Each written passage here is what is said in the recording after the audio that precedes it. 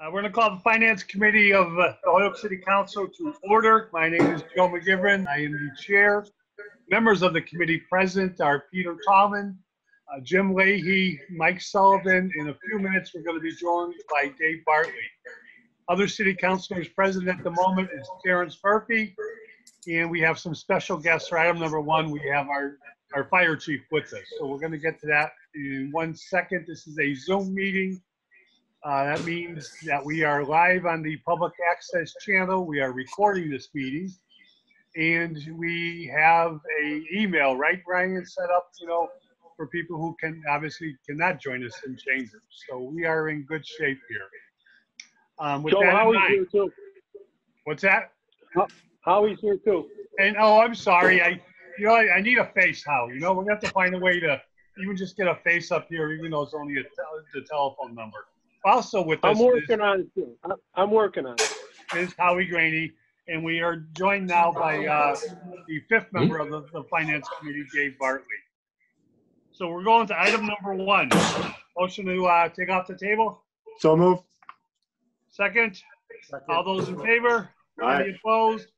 Item one is a request, a transfer for the line item known as Fire Chief, $565 to Emergency Management Director stipend, the same amount, $565. The chair will open up for discussion. We have with us the chief. We'd like the chief to walk us through this. Please. Yeah. Okay. Chief Okay. Clerk-Police. Thanks for having me. It's good to see you guys again. This is a transfer from my salary line. The remaining balance of the emergency management stipend, the $4,000 stipend. This is the remaining balance that will be transferred to the emergency management line to pay our new emergency manager, Jeff Trask, through the rest of the fiscal year. Pretty cut and dry. Are there any questions? Councilor Leahy. Chief Clerk-Police. Hey, Jim. Does Kelly know about this? I told her that we won't be able to go out to dinner for a couple weeks. Can I just ask you, maybe Jeff or Joe, how does that stipend get paid? Is that put into a paycheck? Is that every 2 weeks? Is it quarterly? Is it monthly? Is it? Well, go ahead, Chief. Why don't you explain how it works for you? Yeah, it was in my salary. I received it bi-weekly as part of my regular pay. I'm not sure how Jeff would have it set up on his end, though. I think because it's going to have, would that have implications on retirement? Your 3 highest years. Now, is that going to reduce it? How's that work? I don't think it has anything to do with my retirement. It may affect the salary one way or another. It's not a lot of money to begin with, so it's not a big deal on my end. I know, we might want to have a conversation with Jeff Trask and how it involves his retirement or if it affects it at all. But that's a conversation you'd have to have with him. Okay. Well, you do a fantastic job, and I'm you and your workers, one of your biggest fans. Keep up the great job. Thank you, Jimmy. I appreciate it. Jeff will have to go to the Human Resource Department, the treasurer, sign off, probably receive a check like we do on a monthly basis. But, there are things that he's going to have to choose before he starts getting paid. Right. We also are joined by Councilor Bacon. Did you say like we do? It means Eileen does. I think Jenny's sleeping up on the couch, so I'm not too sure she heard that, Jim. Any further discussion? I make a motion to approve it. Second. Motion made second to approve. This will be referred to the full city council next week. Next Tuesday is the end of the fiscal year meetings for the city council, which means all these matters have to be done one way or the other by Tuesday. So I hope the chief is all set for the rest of the year. I hope so too. Thank you, Jeff. Any other discussion on the motion? All those in favor, please say aye. Aye. Any opposed? Passes 5-0. Thanks, Jeff. Guys, have a good night. You too. Good night, Chief. Hey. David, you're muted. Thank you. Item number 2 is a request for a transfer of $21,700 from the assistant solicitor's line item to special counsel. Same amount, 21,700. Motion to take off the table. So All moved. those in favor? Any Aye. opposed? We have Crystal Barnes, our city solicitor, with us. I would ask Crystal if you could run us through what this transfer is about. Oh, I'm getting feedback. A lot going on over there. Hang on. Oh, your computer. This is a first for Zoom. Little background noise. Sorry, we're trying to do two things at once here. Can you hear me? We can I hear can hear you. you now. Hey, that's you, Mom. So I know there's a couple of transfers on for tonight. This one, we are looking to move into our special counsel to get us through the end of the fiscal year. As you're all aware, we use Attorney Emma for our outside litigation. Generally, his bills are somewhere between 8,000 and 10,000 a month. He is doing 2 or 3 cases for us right now.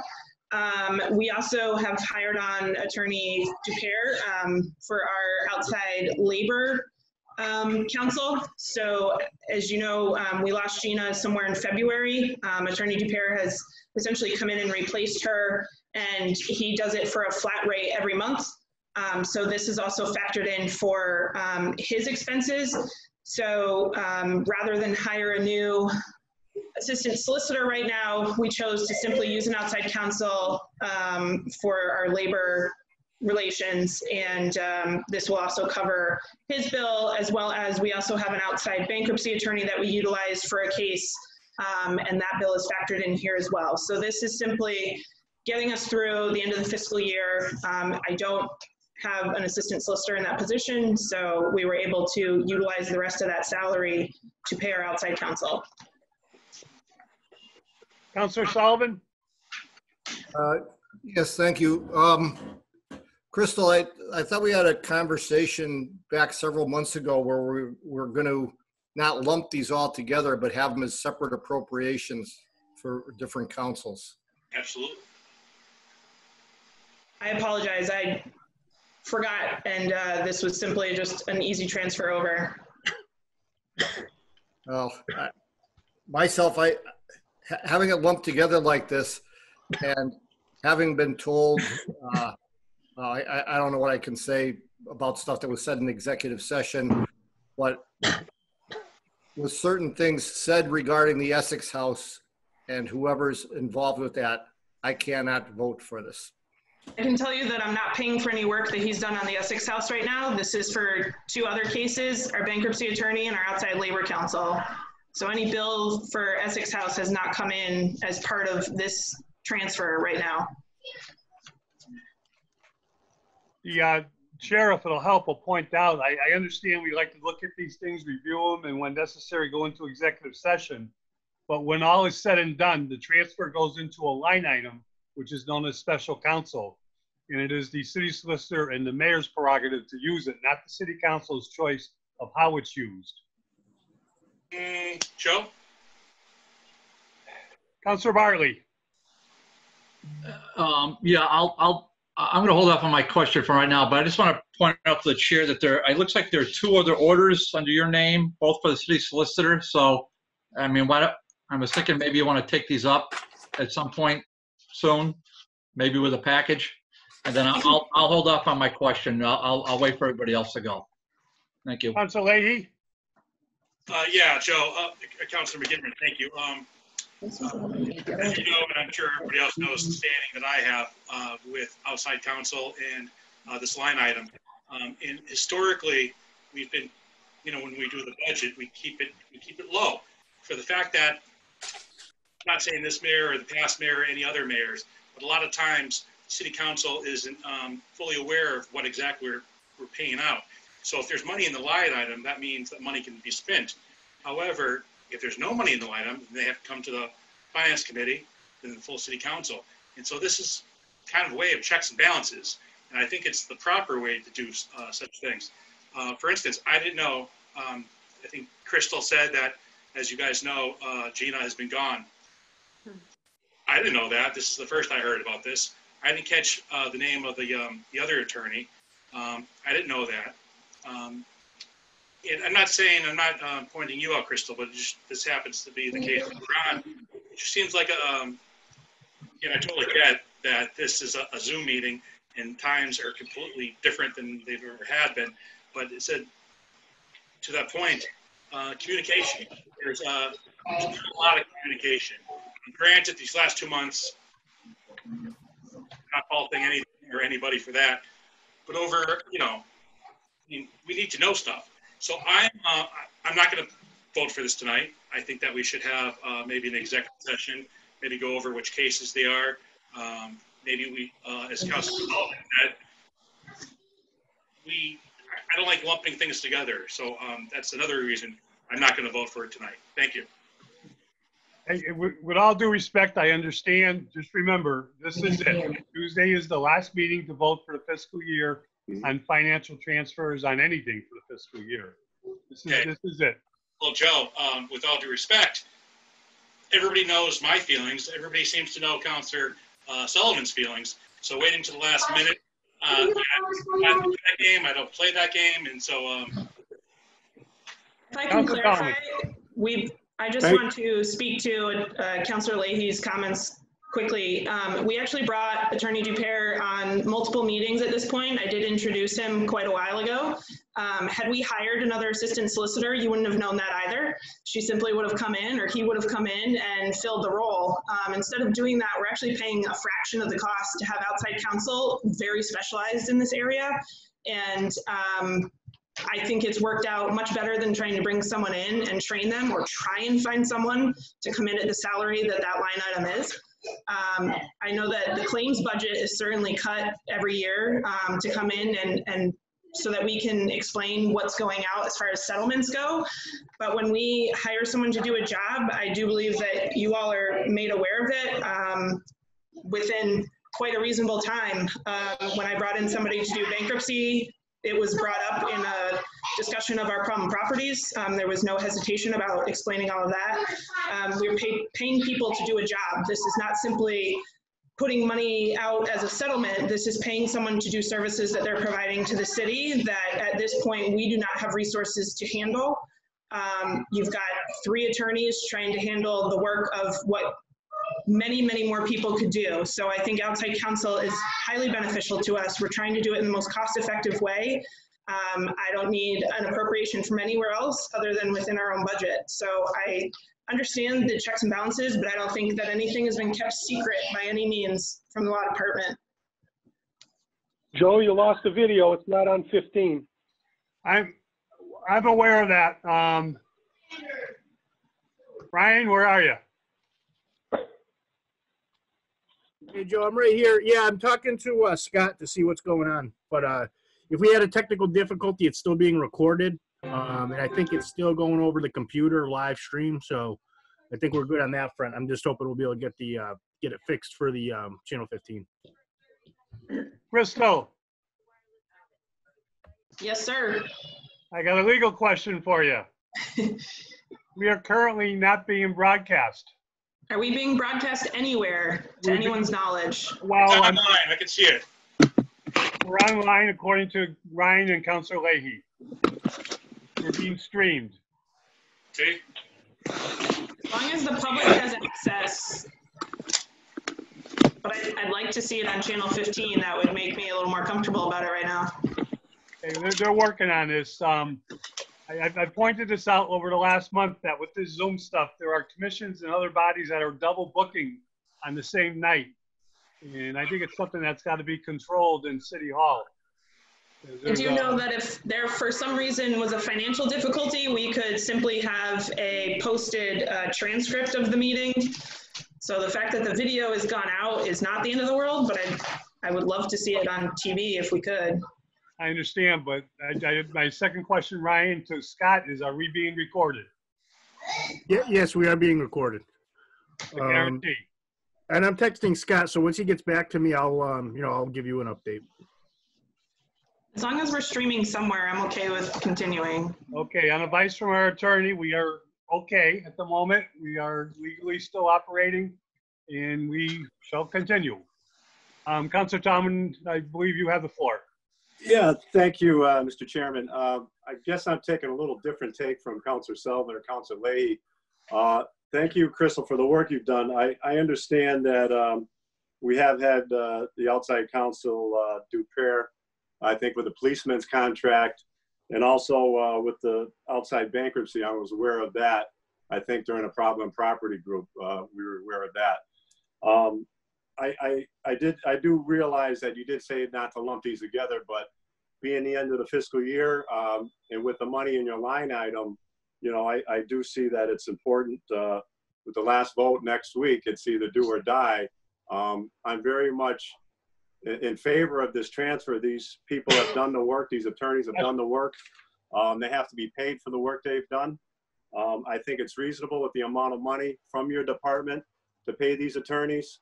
So, you know, I just want to say that you did state earlier on that when we have executive session for any claims, we usually do come in, and the budget is usually cut in your department to have you come back in so we can see where we're at.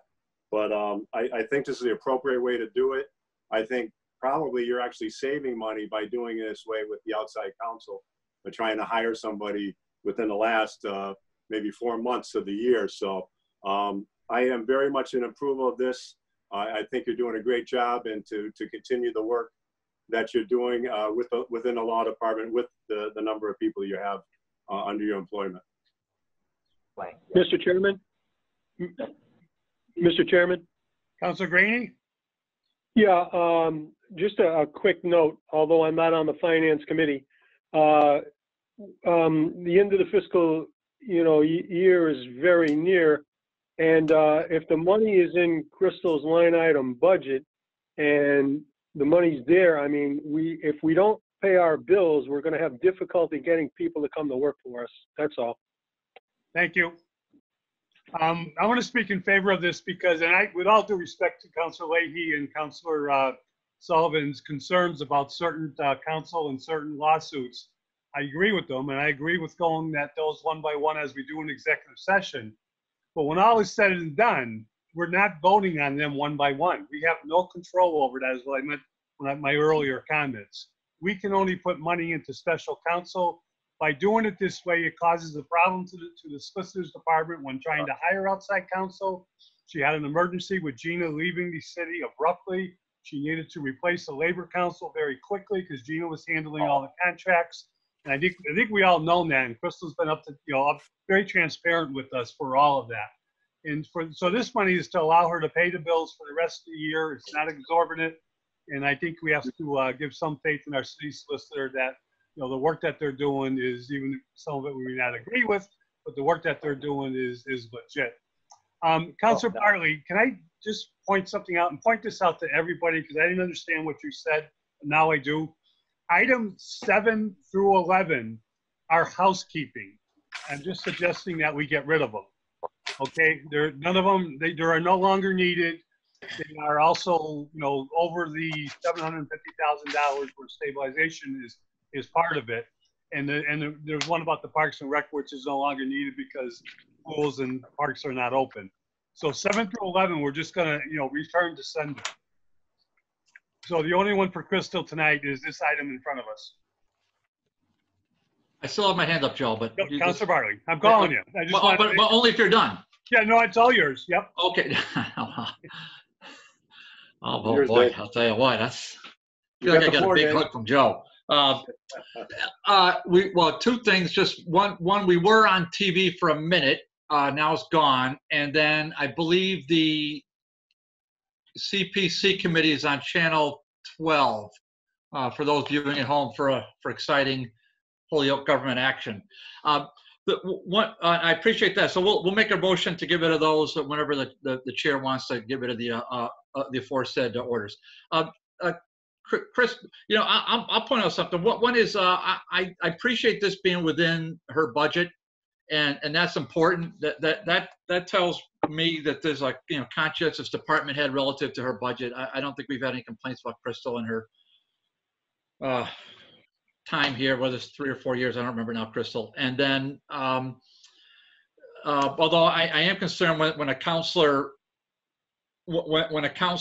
asks that, which is a fairly reasonable question to ask by counselors, just to segregate that out. I mean, that should be, in my opinion, delegated to staff and then immediately turned around to city councilors. And why that's not done is beyond me. Just relative to Attorney Emma, because Attorney Emma's name was mentioned in there. Crystal, do you want to segregate out the amounts now for us, the exact amounts in the 21-7 transfer, so at least councilors can be aware of? And I still have a follow-up question relative to that, Mr. Chair. Are you prepared to do that, Crystal? To the chair, Crystal? I have, so I can tell you that Attorney Dupere is $3,000 a month. So we owe him February, March, April, May, and June. Some of that has already come out of the special counsel budget. So I don't know what's left of this that would be paying him. I do have our city auditor looking at that now. And then Attorney Emma, we don't have all of his bills yet. We're still missing May and June, so it's an estimate. So like I said, it's usually anywhere between $8,000 and $10,000. I do go through his bills. I've asked him to cut down his bills before because some of his work, I don't believe, warrants the hours that he claims he's spending on it. And then our bankruptcy outside counsel is essentially done. So it would just be wrapping up. We have one last property. In fact, it was the last bad property owner had 3 properties that we were trying to get out. They were all in bankruptcy. He was helping us get out of that situation. We have one left to go to sale in the bankruptcy court. So it's just going to be wrapping up some of that. So this is essentially what we owe left for Mr. Dupere, as well as what we owe for Attorney Emma as an estimate. So once you take the 3,000 times 5, probably right, but some of that 5 is already being paid out of our special counsel line. I think we have $3,000 left in it. Some of that has been paid out. Some of it is future bills to get us through to July 1. So I don't have an exact number. It was, we knew we didn't need the assistant solicitor line item at all through July 1. So we cleared it out for that salary and put it all into special counsel, and we'll do with it what we need to. Okay. So just depending how the vote goes tonight, if it looks like there's 2 pretty strong votes on a no, but I haven't made up my mind yet at this exact moment. So I'm probably the deciding vote on this, but so I would certainly, let me ask you this. If we were to move this forward to city council tonight, could I anticipate an email from you breaking down the exact amounts before Tuesday night's vote? I can do that. I can have my paralegal figure out what has already been paid for past due and then what is due to get us through July 1. Okay. All right. And then just still to the chair, to the acting solicitor, the question of Mr. Emma, I hate asking a question when I don't know the answer. It really just goes against my training, but I don't know the answer to this. And so, but Crystal, I want to know if you know the answer. Mr. Emma, has Mr. Emma, to your best of your knowledge, has he filed an ethics disclosure with the city clerk relative to his maxing out for campaign donations to the mayor? I don't have that information. You don't have that information? No. Okay. All right. So that's something that I'll ask the. I didn't realize Mr. Emma was on the, well, because it wasn't on the budget, but Mr. Emma has maxed out, and I want to know whether he's obligated and whether in fact he's complied with filing a disclosure for a conflict of interest statement, because as you know, it'd be either the actual or the appearance. And when Mr. Emma is retained by the mayor, and Mr. Emma's getting, as you said, $8,000 to $10,000 a month in legal fees, and then Mr. Emma, and you can go to fec.gov and look up yourself. So it's, really it's not an open question. When Mr. Emma has maxed out last year and this year to the congressional campaign for the challenger to the incumbent, and who's the mayor of the city, I think it's important that we know that answer, and I think it's vitally important to Mr. Emma that he does that. He's a very established attorney. with a stellar reputation, but something like that where I see those things and I look them up myself. Nobody's leading me on with that. It's just something I research, and I see Charles Emma $2,800 every election cycle as a max out personal donation, and that's okay. It's the American way. I'm not criticizing him for that, but I do want to make sure that if he's doing business with the city of Holyoke, that he discloses that through 268A obligation. I want to make that. I want to make that clear. And it's not on you, Crystal, but it is your department, and I think it's important that we know that and that we have that handled. So, okay, thank you, Mr. Chair. Appreciate it. Council Leahy, you got your hand up? Yeah, am I on mute? No, you're good. Okay. Yeah, so I'm just reading through all of my notes and also the agenda and all of the different line items. I'm going to be changing my tone a little bit. These are past bills, as Councilor McGiverin stated. It's going to put us in a little quandary if we don't get this going. However, everybody knows how I stand where it comes from itemizing, making sure that we know exactly how many hours people are working and what the rate is. Making sure that you're voting on one case at a time, that sort of thing. So I'll continue fighting for that. I also, Crystal, I want you to kind of reiterate what you had said. I just want to make sure that I was clear. I heard this clear. Did you say that one of the attorneys, you had to say step back because they're billing too much? Can you just kind of go back over that again, please? So we receive detailed billing from our outside counsel. The only one we don't receive detailed billing on is Attorney Dupere. He has a flat rate with us every month, which means he does as much work or as little work as is necessary. And I can tell you, we've certainly put him to work in the couple of months that he's been there. Think of all the labor issues that have come up with COVID. He's been detrimental to all of that.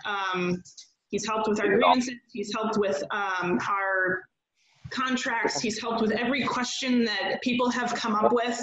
He's not the one we're speaking about, though. Right. So the other two, our bankruptcy counsel, he sends us a bill and it details out. I called so-and-so, I emailed so-and-so, I attended court, I drafted a document, and I go through it and I make sure that it makes sense. If you're telling me...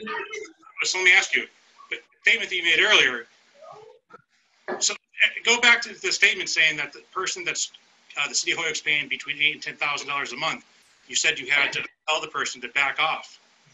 I'm reiterating what I stated. So both our bankruptcy attorney and Attorney Emma both give us detailed bills. I have gone through Attorney Emma's bills, and where I felt that his time was possibly overcharged. If I think a document shouldn't take you, 3 hours to draft, it should only take you 2. I say, hey, listen, I think this should have only taken you 2 hours, and we discuss it. What work did you put into it? Was there research you had to do? Did you discuss with somebody else?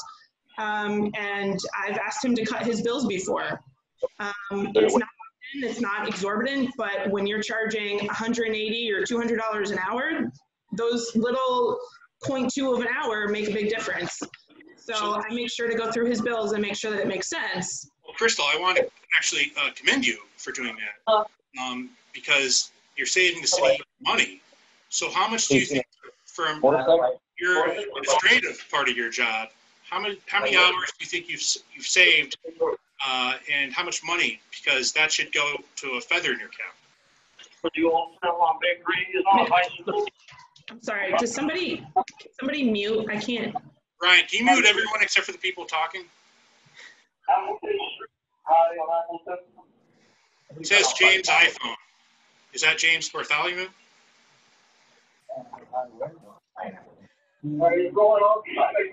Yes.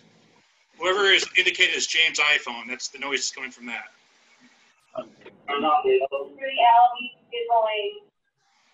There we go.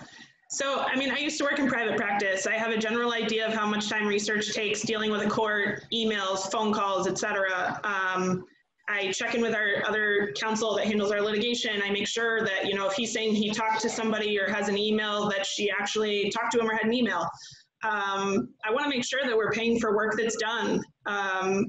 So in general, it doesn't take me long. I can skim through, and if something comes up that seems out of the ordinary, then I make a comment. But some bills come through and they look fine. I just want a ballpark, because I think this is a feather in your cap.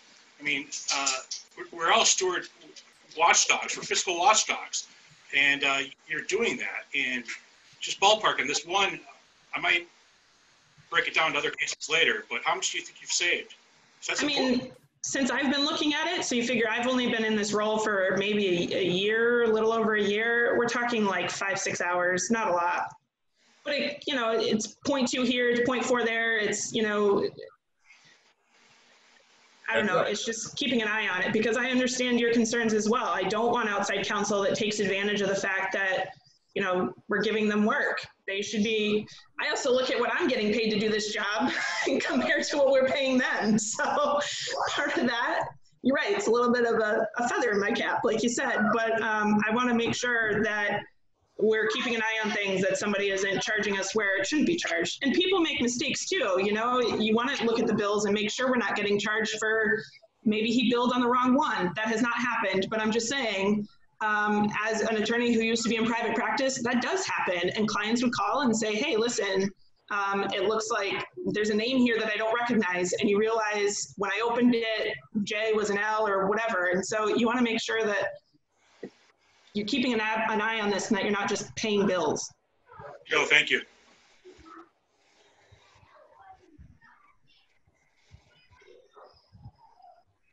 Joe? Joe's muted. That's what happens when Ryan mutes me. I forget I'm muted. Counselor Sullivan, then Counselor Murphy. Okay, so I'm just gonna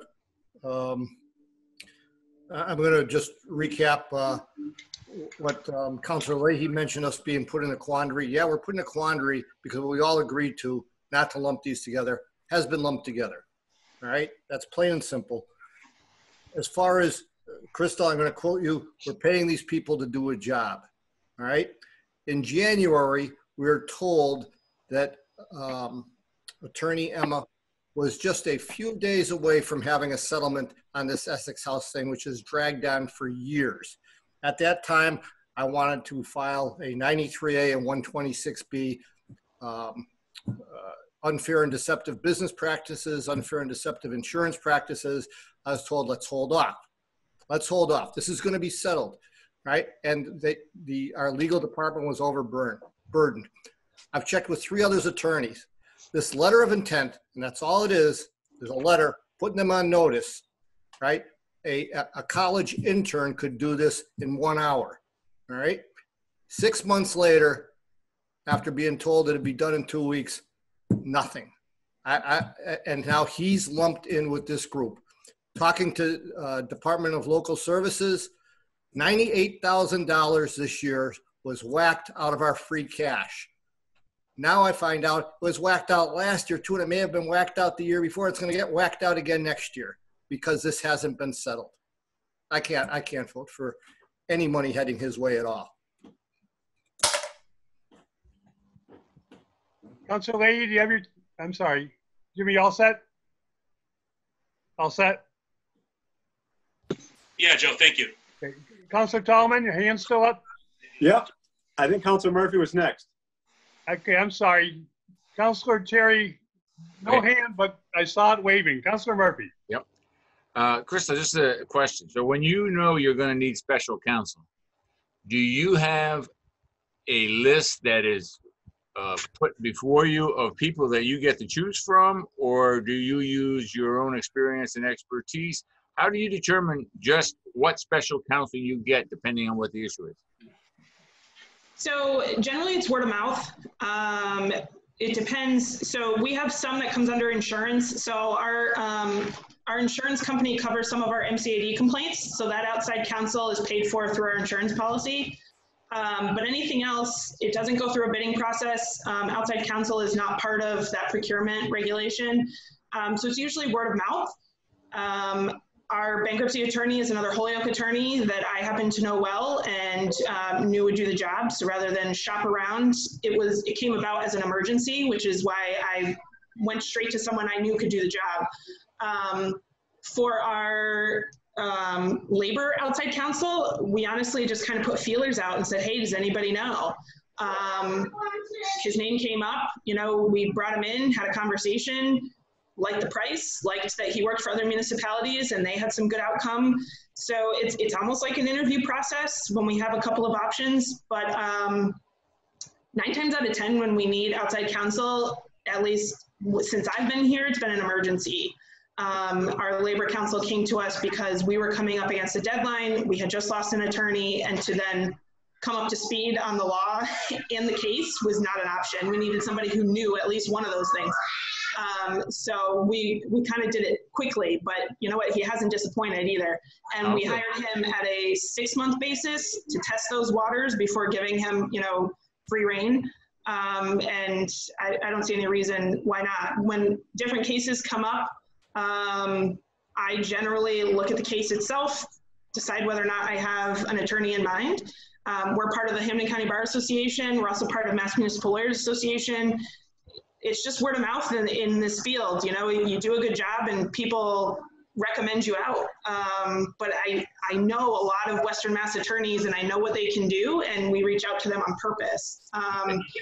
We have a couple of issues that are, we got some CDBG funding for outside counsel. Again, I reached out to attorneys that I knew would be able to do the job and said, look, give me, in that point, we do need quotes because it's federal funding, it's a little different. So we reached out to a couple that we thought would be interested and asked them to put in a bid. So it's really, there's really no huge list other than who we know, but our office is pretty varied as far as our backgrounds. So we usually kind of confer with each other. We confer with the mayor, listen, here's why I think this person should do it. I think they're gonna do it for a good cost. We talk them, we negotiate with them about their hourly fee, or if they're gonna do a flat rate, or sometimes they'll even do a contingency fee depending what the case is. So essentially if we get a settlement, they get a cut of that settlement, which forces them to do the work because that's how they're gonna get paid. So. Okay. All right, thank you, Crystal. And so if you ever had a problem where you did not want to continue with an attorney, that is your call? It would be my call in conjunction with the mayor. We would obviously talk about that, but we are also under contract. So once we find an attorney that we like, we do a retainer contract with them. So some of that comes into play too. Okay, thank you. Is there any further discussion? Councilor Tallman. Yeah, briefly. Thank you, Crystal, for bringing that up about Attorney Emma. I know Councilor Leahy had brought him up several times over the years about his work, and I'm glad you're looking at the hours and the work he's done. That's really important. Even if you saved $1,000 or $2,000, that's less money that the city is giving away for work that really should be done in a proper way and timeline. Who's the bankruptcy attorney that we've hired? It is attorney Joseph Lang. He's out of Lyon and Fitzpatrick in Holyoke. Joseph Lang, okay. And is there a timeline? I know this is for the end of the fiscal year. Is there a timeline that you or the mayor might be looking to hire an assistant solicitor? At this point, we don't. Okay. I do have it in the budget because we're just unsure. Right now, we've kind of absorbed some of the additional duties that job was holding, and we're testing the waters with outside counsel for the labor piece. At some point, we're going to discuss a little bit of possibly a reorganization if we really feel that this is a good fit for us. But we're still kind of testing that out, and we'd like to get out of the COVID situation before we make any drastic changes. Okay, because I'm just considering we're just starting up the budget hearings, and just in case, we know, we're aware of that position's not filled, but if we do cut it, that there won't be money there to transfer out for other special counsel. I'm just looking ahead a little bit. It's still listed in the budget then, right? It is still listed in the budget, correct. Okay. And one more question on the attorney, the bankruptcy attorney, is that a flat rate? He pays us we're paying him hourly for the bankruptcy work. Okay. Generally, something like that where you're covering a case and it's not a situation, it's better to do it hourly because we just don't know what's going to be the extent of the work. But I was pretty pleased. I mean, I happen to know what his normal hourly rate was, and he gave us quite a discount. And his billing is also really good as far as what he charges to do certain work. You know, he doesn't overshoot. You know, emails don't take a lot of time. He doesn't charge a lot of time. And the work was superb. I mean, the housing court couldn't even believe what we were getting run through at the bankruptcy court, and he persevered, and we're looking at 3 brand new owners in those properties. So I would have paid him that money all day. That's worth it. Okay, that's great to see that somebody's really getting their, you know, we're getting our money's worth for the job they're doing. Okay, thank you. Crystal, if I could make a suggestion, I think Tanya, our auditor, Dolchek, is online with us. For upcoming years, I strongly urge you create a line item for Labor Council, which is, as you said, a monthly stipend. I mentioned this before you were on board many years ago when we started doing these one by one. If you have a contract with the law firm or with an attorney, such, you know, for a specific labor contract and all items that you don't know as they come up, that needs to be separated, or you cannot go forward by Mass General Law, finance law. You cannot go forward with that. So I'm sure Tanya can help you out for future to make this a little clearer for the city council and to make it legal for you to get that money and keep it in a separate line item. Is there any further discussion? Motion on the floor is that we adopt. Is there no further discussion? All those in favor, please say aye. Aye. Aye. Any Joe? opposed? No. Joe? I've got a 3-2. No, I voted yes. Okay, 4-1. Yeah, yeah, but hold on a sec. I just so Crystal, you're going to send us that breakdown as we discussed, true? Correct. I'll have it for you for Tuesday night. Thank you. Well, maybe a little bit before, if you would consider. Thank you. Okay, thank you. The chair would suggest that the next items that we take up, items 3, 4, and 5 together. Motion to take up items 3, 4, and 5 as a package. Is there a second?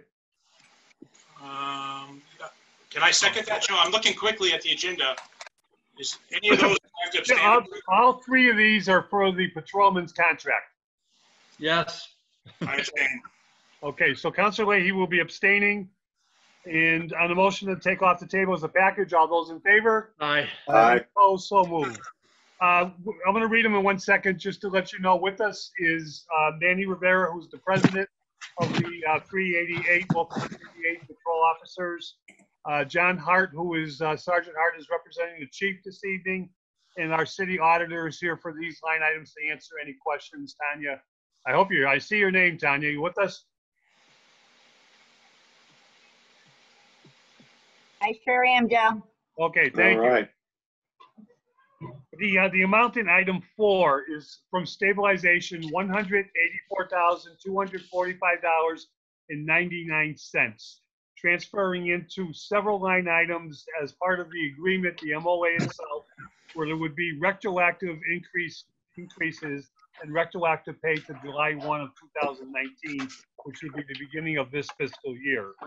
The item number 5 is a transfer of $8,000 from overtime to patrolmen. This would be the line item part of the agreement where the increases go within the salary increases within the MOA itself. And of course, item number 6 we have for informational purposes, which is the MOA itself, item for Local 388, the patrol officers. We have met on this twice. Just a reminder, we've pretty much talked about the items in the contract that have increases and changes. We asked the mayor to separate the money to pay for this MOA and to reduce the amount of money from stabilization to keep it within that $750,000. Tanya, my math, but I want to hear it from you, says that if we use $184,245.99, that will bring us right to $750,000 this year. Would that be correct? That's correct. Okay. And to the Sergeant Hart, the $8,000, and there's extra money in overtime for police. We never hear of that at this time of year. Can you explain that? Well, sure. We've been doing a good job, and we have this COVID going on. So a lot of officers came to work and refused to take vacation time or use sick time or anything else. So that's probably the reason for that. I just want to, if I may, back up a little bit. You skipped item 3, and that's separate from the patrolman's contract. That's a internal issue with a transfer for working out a grade for the clerks. My apologies. We'll separate item number 3 and get back to that in a minute. Okay. Okay, because I need you on another part on the contract, John, because you're representing the chief. I'm sure he told you. And he told me too that some of the reason there's extra overtime is with no parade and with no a lot of things that have been canceled, special events, that there just wasn't as much of a need or demand on overtime itself. There also if you add these two numbers together, they don't equal the $210,000 needed, as told by our auditor and by the city solicitor, to cover the increases for this fiscal year for the MOA. The chief is telling us, or I'd like to hear it from you for the chief, is telling us that the additional money, which I think is $17,754.01, is already in the line item known as patrolman, which is there to be used for this. No other funds will be asked for the rest of the year for the police department. Is that correct? Yes, that's correct. Okay. Does anybody have any questions on the money? And then we'll go into the contract. Councilor Murphy? Yeah, I'm just trying to make sure I got this, because I thought the same thing, that it didn't add up. So we're saying that there's sufficient funding in patrol officers, the regular patrol officer account right now, to pay for the back pay on this contract? The chief has said that there is money currently in his budget that can be used for this contract, and just retroactive paying of this contract. Okay, all right, so we wouldn't need a transfer for that. Yeah, and what I just asked Sergeant Hart was, next week we don't want to see a transfer for something else to cover anything, outside of maybe a surprise, of course, but this is it. And could I just ask Tanya a question, just to the auditor? In terms of the overtime? Yep. Sure. Because, I mean, we budgeted $350,000 originally, and as of halfway through the year, we had spent $490,000. And you sent a report out in April 16th, and I reported that we had spent $855,000. Is that correct? That is correct. So how do we have extra money in overtime? Because they transfer it from their personal services lines. Through the council? They don't have to go through the council. By ordinance, they do. Yeah. No, they don't. The number stops. I sent that to you. The ordinance stops at the number 51299. 51299. Instead of 51300, which is overtime. So now you got me confused, Tanya. So there's an ordinance that says that for any increase in, and I can't say it verbatim, any increase in personal services numbers 51100 to 51299 have to go through city council. Okay. But overtime is 51300. It's the line underneath. So that line in the ordinance does not require for you that to go in front of council. I've actually had some conversations about that. Basically, that's the ordinance calls for any salary line item, and this was done not for the police department. This was done for other departments within the city budget that were transferring funds to different salary line items without council approval. So overtime wouldn't be considered part of someone's, I mean, obviously it's not the direct part of their salary, but it's certainly going to their salary. Right, but it's not a direct line because you just can't figure into the amount. It's you don't have a crystal ball. You can't even come close to thinking of it. You can if you want to do a 5-year average. And Okay, so how much do we have in the overtime account that's still left? Can anybody tell me that? And what do we have in totally? I would have to look that up for you, but I could send it to you. Okay, thank you. Yeah, I don't have it right now, sorry.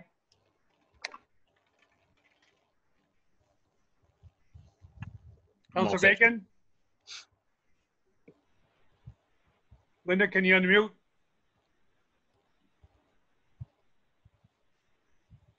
So my question on the financial transfers is this.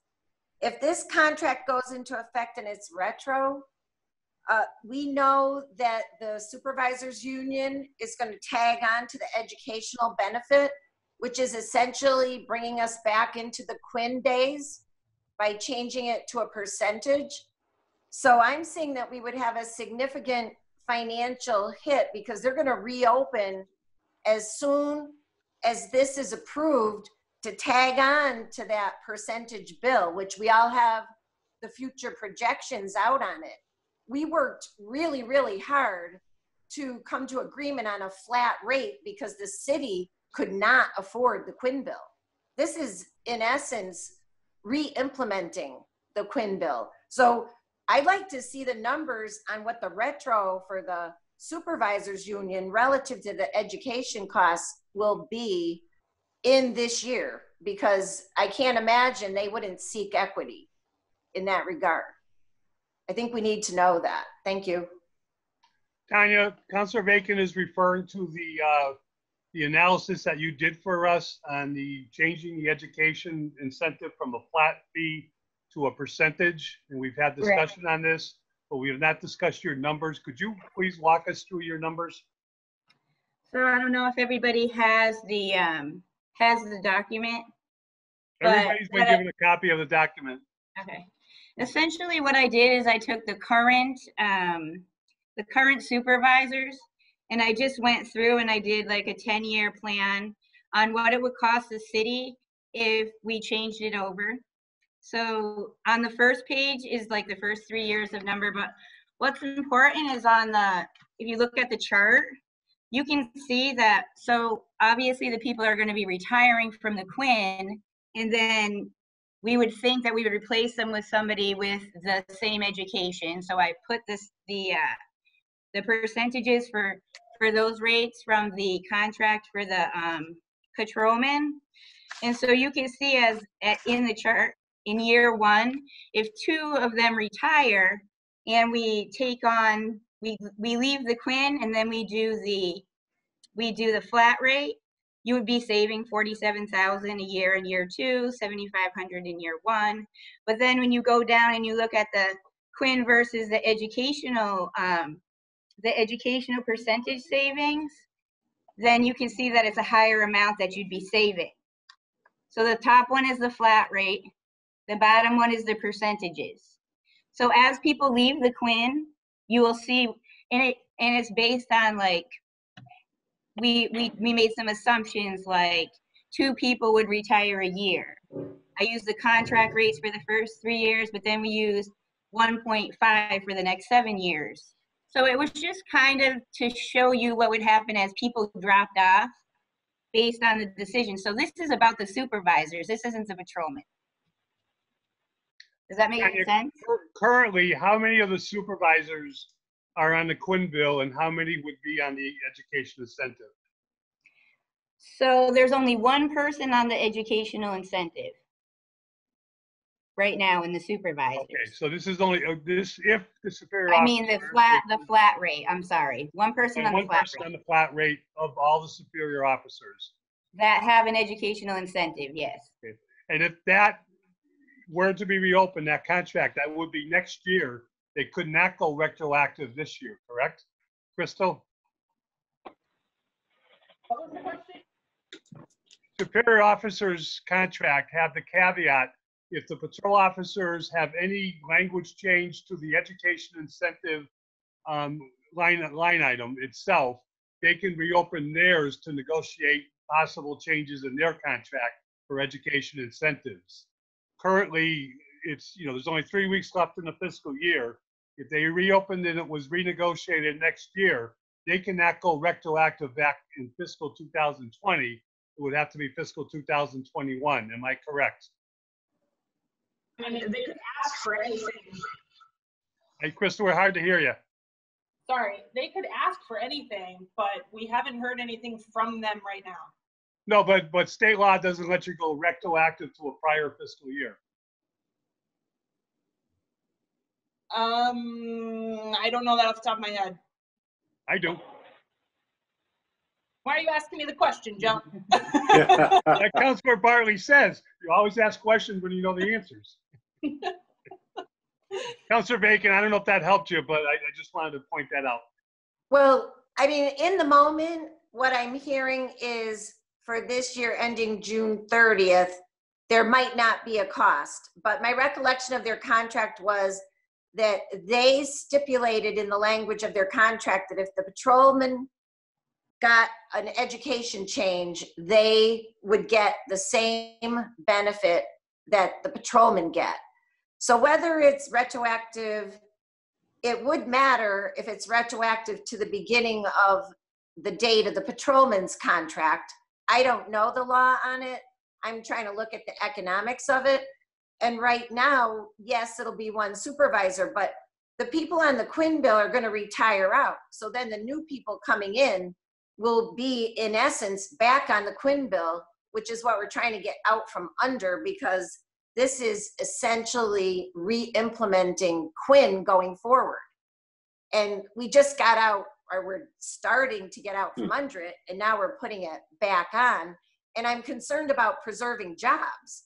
And if we have too much money on this educational plan, it's going to start hitting actual positions, because it's a big, big cost. I mean, we're looking at it in front of us, and we already know it from all our discussion on Quinn bill when the state pulled the rug out from under us. So that's my big concern. Thank you. Hey, good points. The points that I think I've made, which has been one of my concerns. But just one thing, in the superior officer's language, it would allow them to reopen the contract. They would still have to negotiate with the city. Likelihood they would get something based on the argument that the patrol officers got it, but it doesn't mean they get it automatically or retroactive. Thanks. Councilor Tallman? Yeah, thank you. I think Councilor Bacon made some great points about that. I'm also concerned about the future cost down the road. If you get 3 or 4 new, I mean, even now with retirees and supervisors, you get people going into there that have the educational benefits. My main concern, and I talked to the chairman earlier about this, about the cost, the difference of the 17,000. And I know, Joe, you stated it's in their budget, but I don't recall ever doing something like this without like a transfer and actually seeing it in hand, like the 8,000. I would feel more comfortable, seeing the 17,000 maybe that night. That is there in their policeman's budget, but it's just unusual for us to see a contract being paid out with money they're saying that is already there. I want to see something from the chief stating that it is there and it's going to pay the contract and not be used till the end of the year, if that's possible. We can ask. It doesn't happen often, but it has happened. It certainly can happen. But okay. It does cause a problem because we don't negotiate a contract. We have no say over what's in the contract, except our vote is the up or down of a contract according to the affordability, according to the cost of the contract. And that's what we're trying to hash out and where we are now. So the vote, so Joe, the vote tonight will be the 8,000 plus the 184 with a hopeful 17,000. Now we are not totally sure of. Well, if the money's not there, the contract isn't going forward. Okay. They need the full amount of money to solidify the contract. They need the 210. Absolutely. And I know we can't, we don't work with the contract. We approve the finances, but It just, when I saw this earlier, like as Councilor Murphy and talked to Councilor Bartley about it, just didn't add up to the money. So as long as I see that the 17 whatever thousand something is there, I don't have a problem, because you know, this is the end of the year and this is it. If we don't do this now, and it's I back to. understand. Sergeant Hart, can you get something from the chief on that?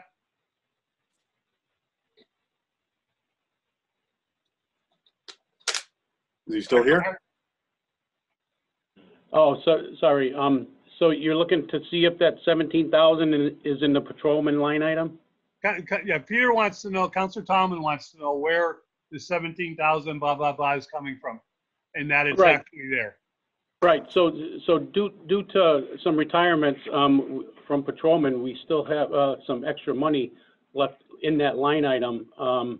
So that's the reason we have that extra 17. Now I know we needed 26 something, so we have that 17, and Tanya can probably verify the amounts that we have left over. But that's why we needed to transfer that 8,000 into the patrolman line item to complete the total amount for the patrolman's contract. Councilor Tomlin, are you? Yeah, I'm comfortable with that. Just as before, you know, I'm ready to vote on the contract, but just that night, that all the councilors will have something stating that, either from the auditor or from the chief, stating that there's 17,000 whatever to make the difference for the full 210 for the contract. Okay. Okay. Councilor Bartley? Yeah, thank you, Mr. Chair. Okay, so just through Chair to Tanya. Tanya, I don't know if somebody asked a question. They did. Just tell me. So in 51330, you don't know the balance of that account? It's 51300, yes, but I don't know what offhand. 51300. 51300. That's where it's right. So you don't know what it is? For just the police department? Yeah, we're talking about the police department. Yes. For just police overtime? I can look it up for you if you want. Yeah, I do want that. Can you look it up All now? right, I can do it now. Yeah, I do want to know what that is. You want to know what they actually have left, or you want to know how much money they spent? I want to know the balance, I suppose. Okay. And then if you know how much they spent, that'd be helpful too. Okay. I mean, I see what the budget is, so I would think I would be able to figure it out pretty quick, but. Yeah, I can look it up on Munis for you. I don't know it offhand. No. Boy, you don't have those memorized? No. Sergeant Hart should, though. What's your balance, Sergeant Hart, in your overtime? 146 right now. There you go.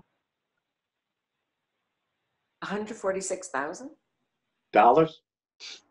That's with 3 pay periods remaining. Right. So.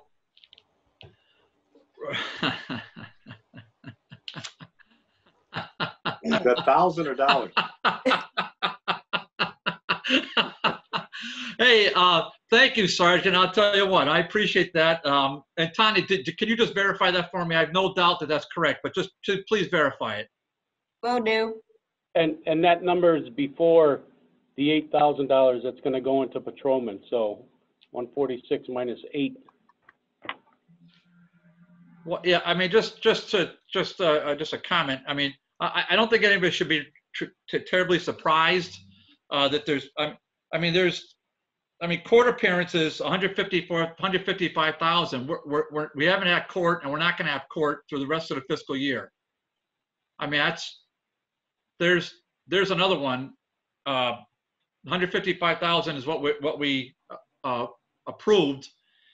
And I assume that was the budget in which you're working. So Tanya, I'm gonna have you look up that one too, just so I know what's in the court appearance budget, which is 51590. Okay. So how you doing on the Munis? I'm just pulling it up right now.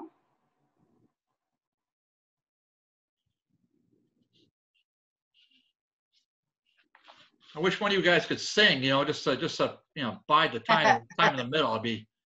I was in a choir. It's not gonna be me.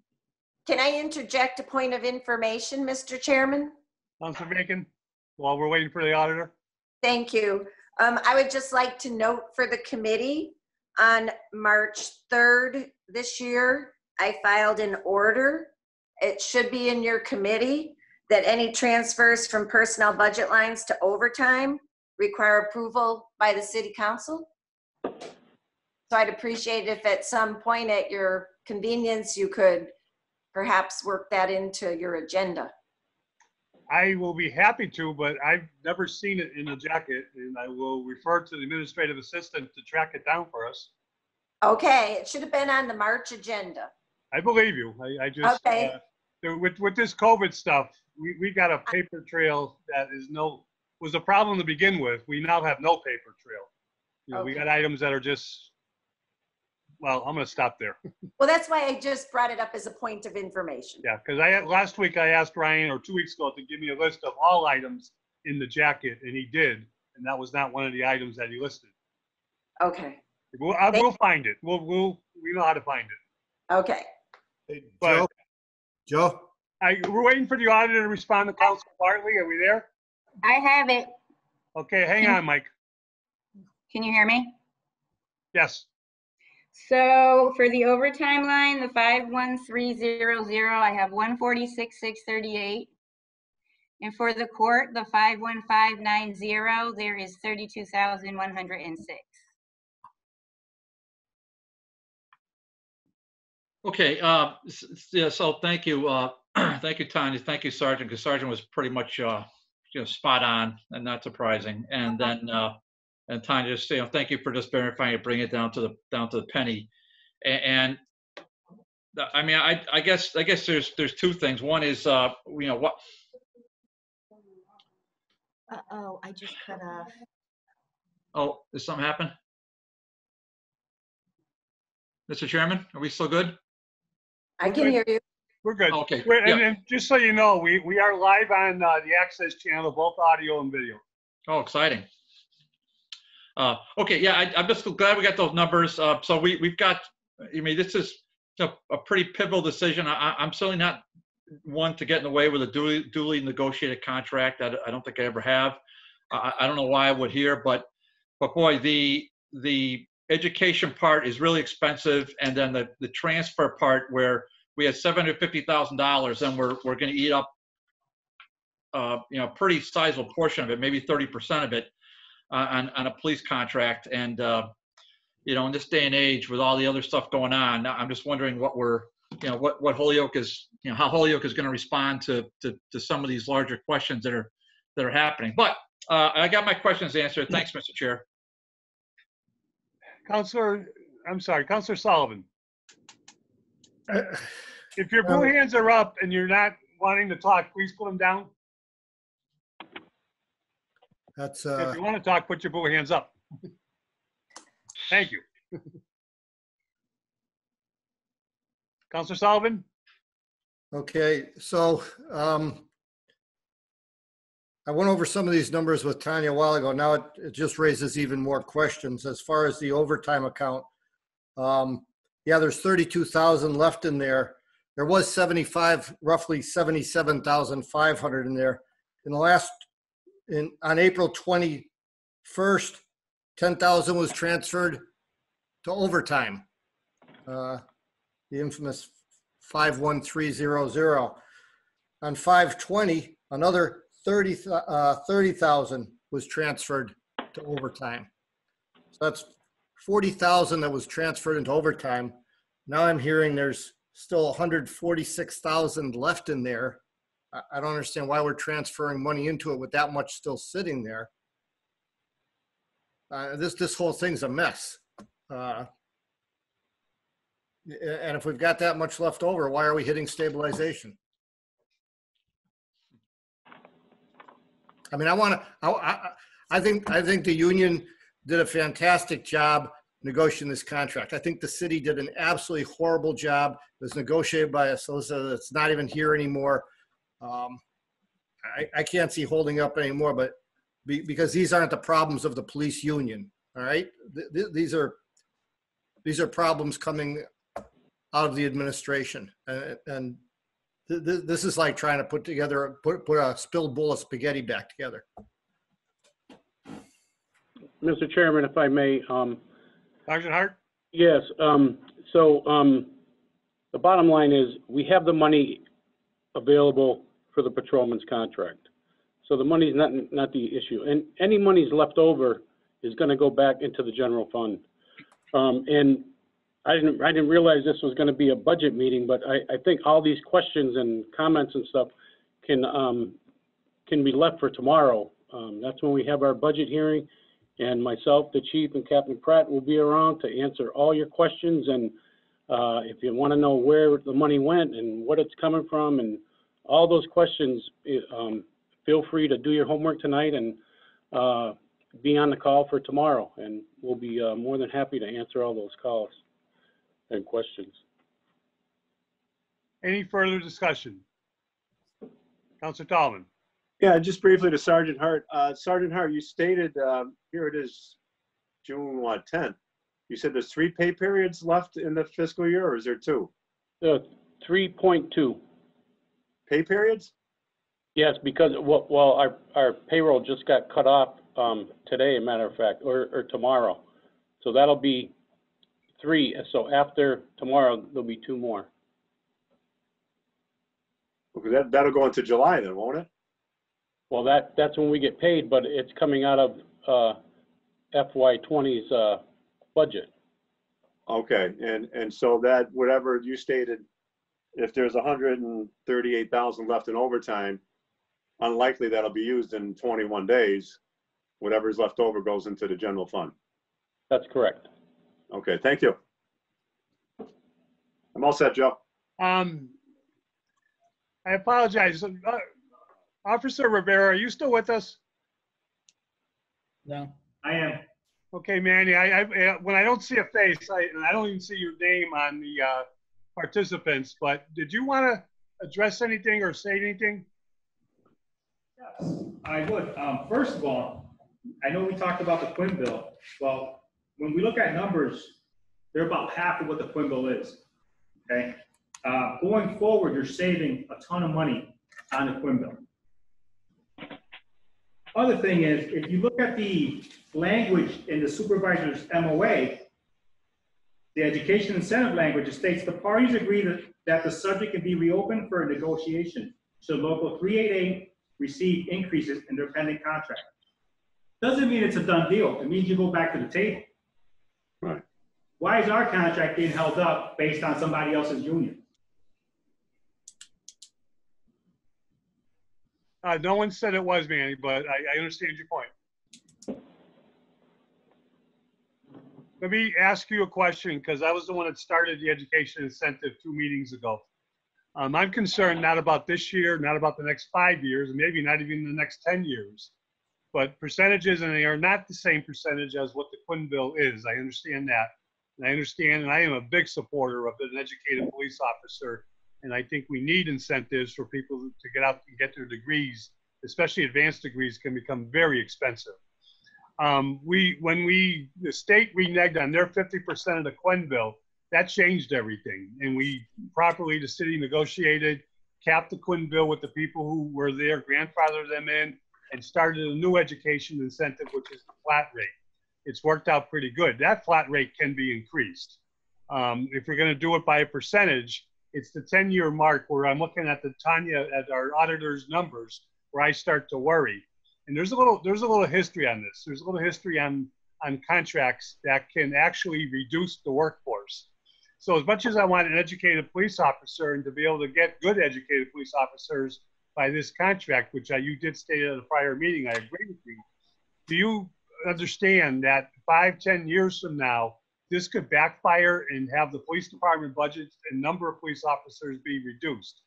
This happened after a contract was settled in the 70s going into the 80s, where the police force was reduced from 105, I think it was, might have been a little bit higher, down to the 96 or 98 where it is now. You know, it's a double-edged sword. I'm not expecting a direct answer, but it's something that should have been talked about before this contract got to us. Big concern, what I've heard is the numbers that are based on the supervisor's rates. I can tell you, we're patrolmen, not supervisors. I specified in the past that this is one of the reasons why we negotiate this, because of the pay gap. I understand you guys consider yourself the fiscal dog watch. I guess my question is, why wasn't the fiscal dog watch prepared to look over the contract and see that educational incentive wording? Why wasn't Well, quite frankly, I think the city dropped the ball there. I agree with you. Because it came to us like this. We don't negotiate, you know that. No, we don't, no. And it came to us like this. It should have been looked at. The lawyer who negotiated couldn't even tell us what the cost of the superior officer's contract was. That to me is unfathomable when it comes to this. And the only person that can negotiate is the mayor, and the mayor delegates, you know, whether it's the law department or someone to negotiate, but it's the mayor who negotiates. And this is where we are. This is what we have. We have to vote it up or down by the money that it takes. And I think our questions are around, for the most part, our questions are fair in terms of affordability and the current and future impact on the city.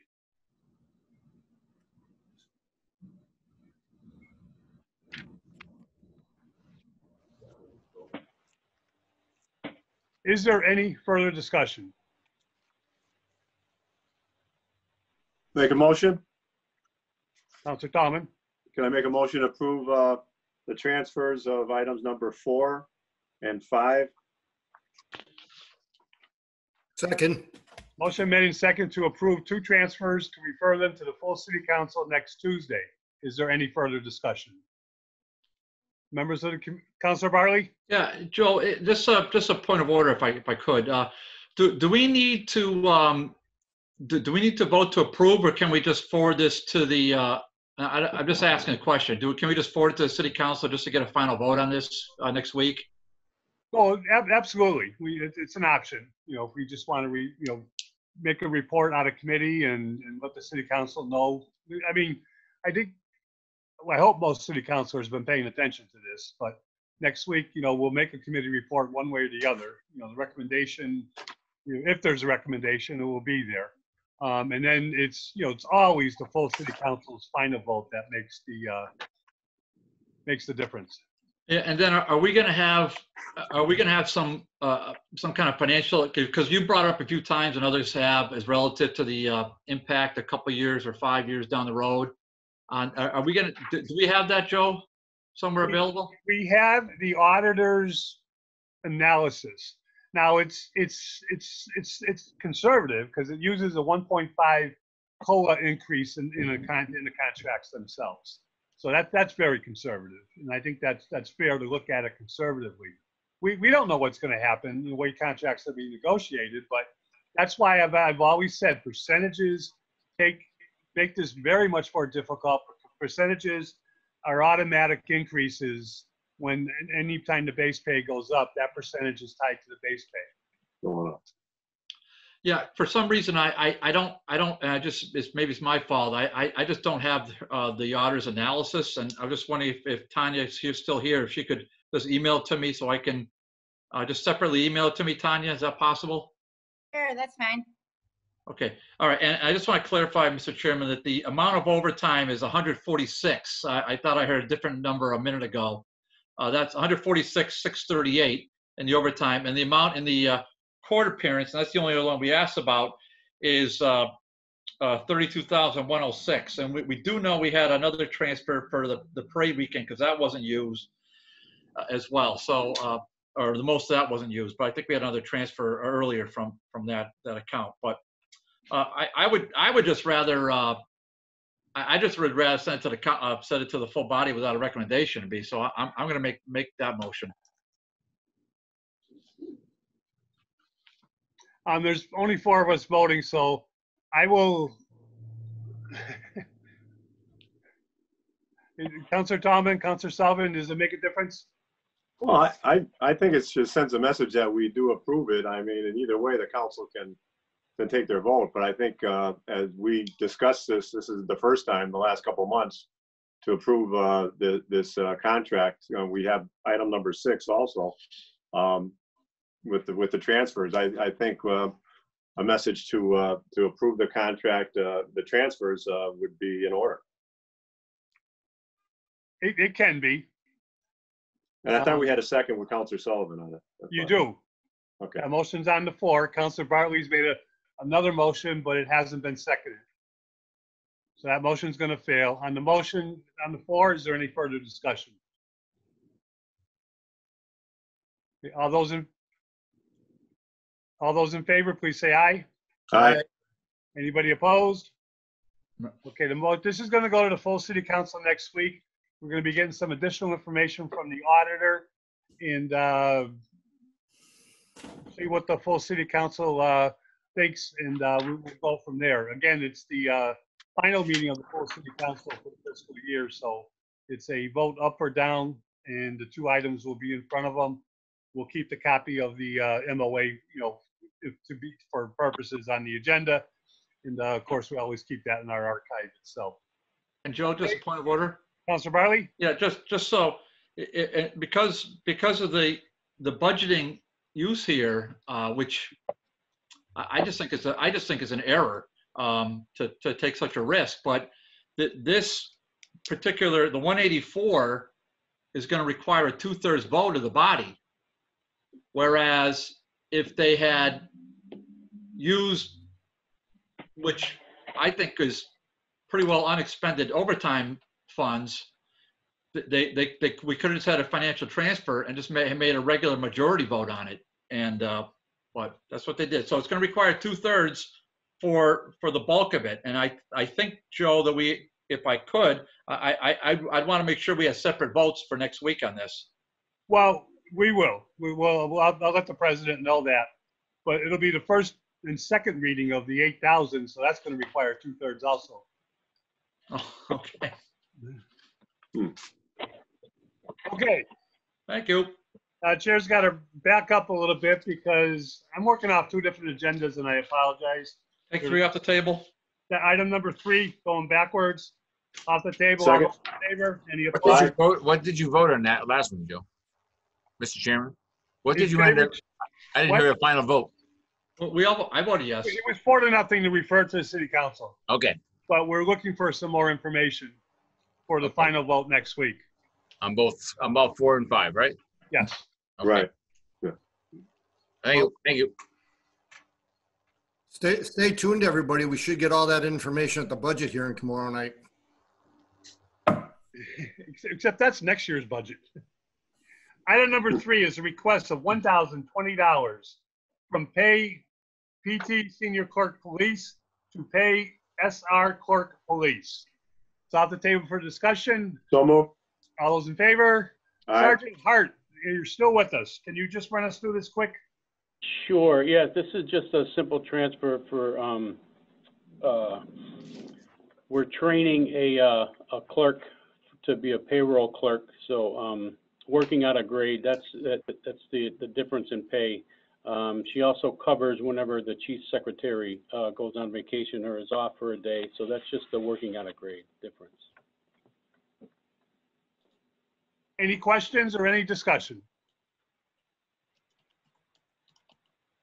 If not, Chair will entertain a motion. Motion to approve the transfer. Motion made second to approve the transfer. All those in favor? Aye. Aye. Any opposed? Passes. Councilor Leahy? Yes, I vote yes. Okay, 5-0. Thank you. Thank you, John. I think that's it. Okay, thank you. Thank you.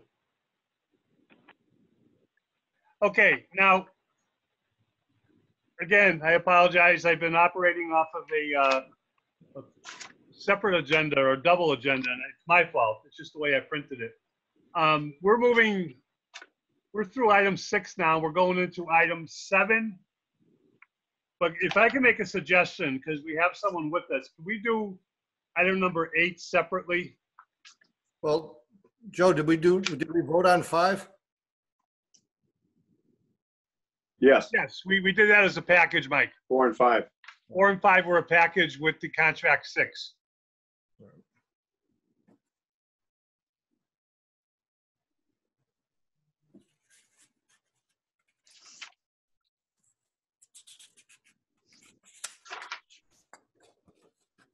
And the chair will ask to take up item number 8.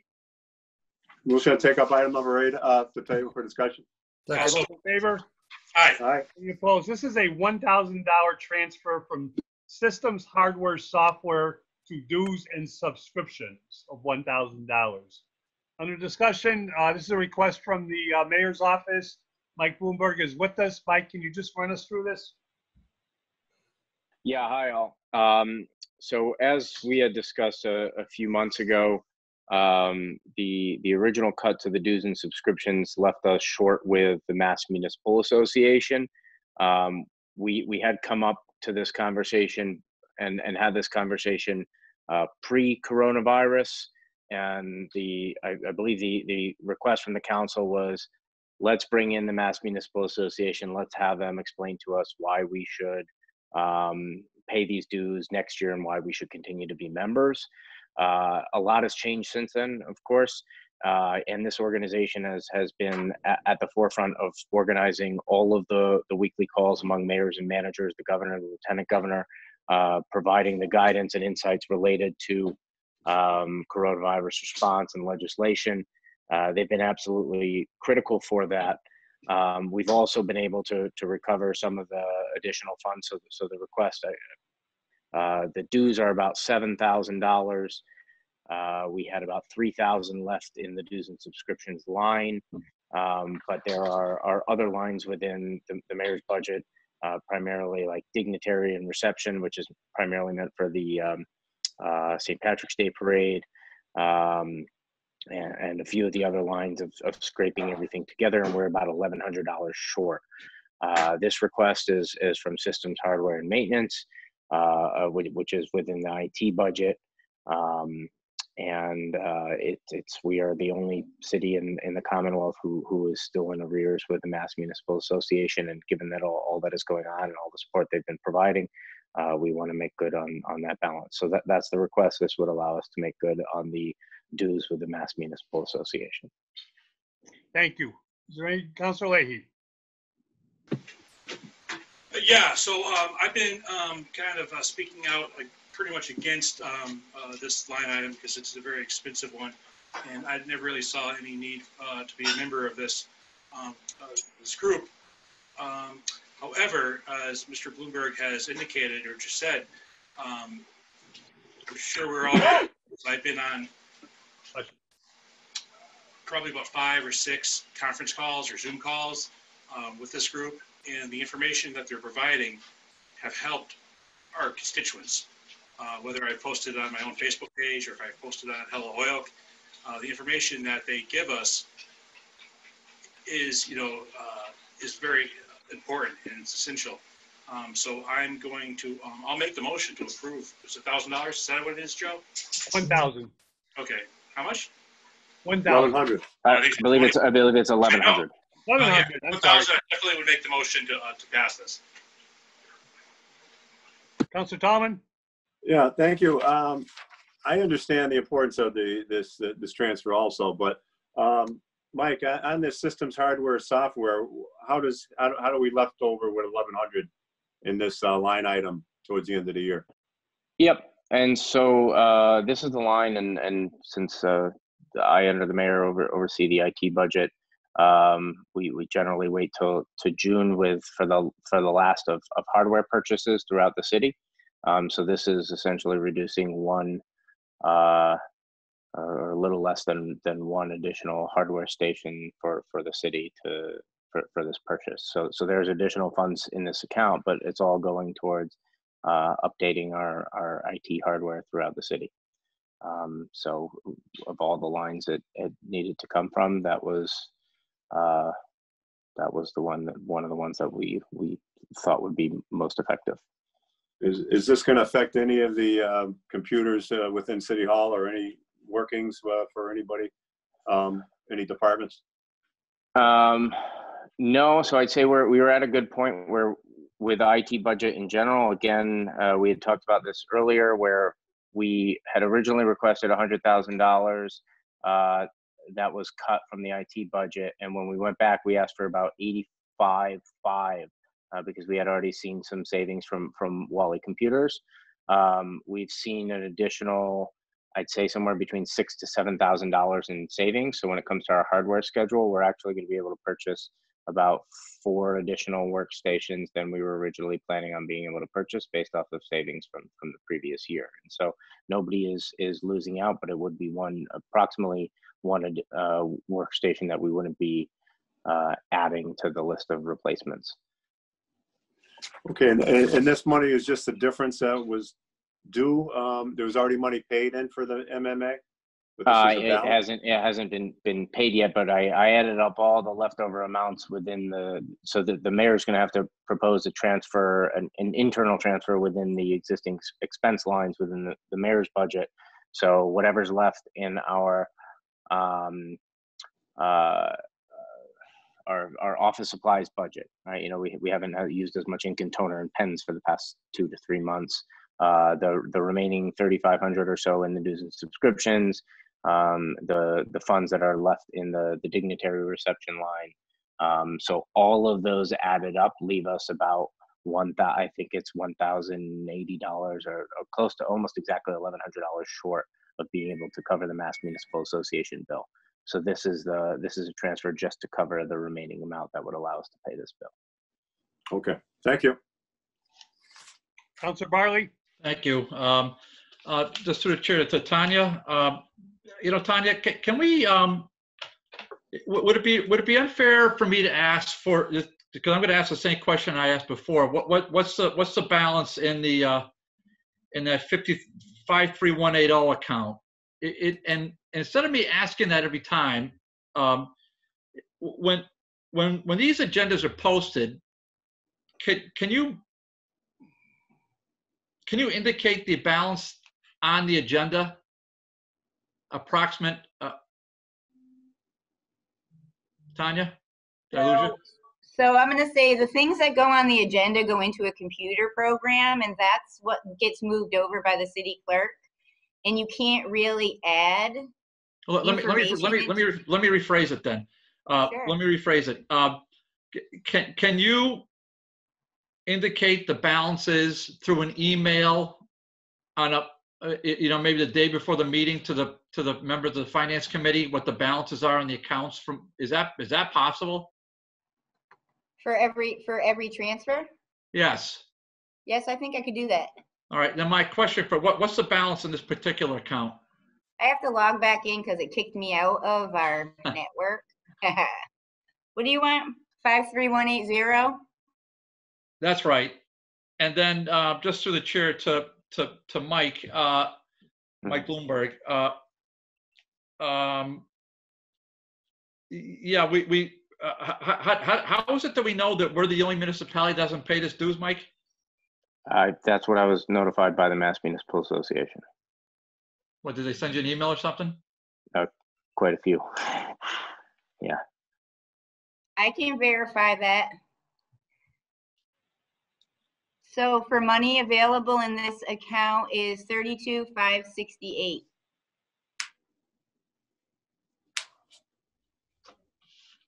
All right. Okay. Time just through the chair to time. Is this for the various accounts that we see in the budget? Is that a difficult proposition for you to update us prior to our vote at the end of the month relative to the budget? What the balances are in the various line items? Or is that just like a monumental task? I don't want to ask it if it is. I don't care. I just pull a report. It's easy. Oh, Mr. Chairman, I think she said it's easy. Easy. I think that's right. Well, Don't Tanya, ask me for anything else, though.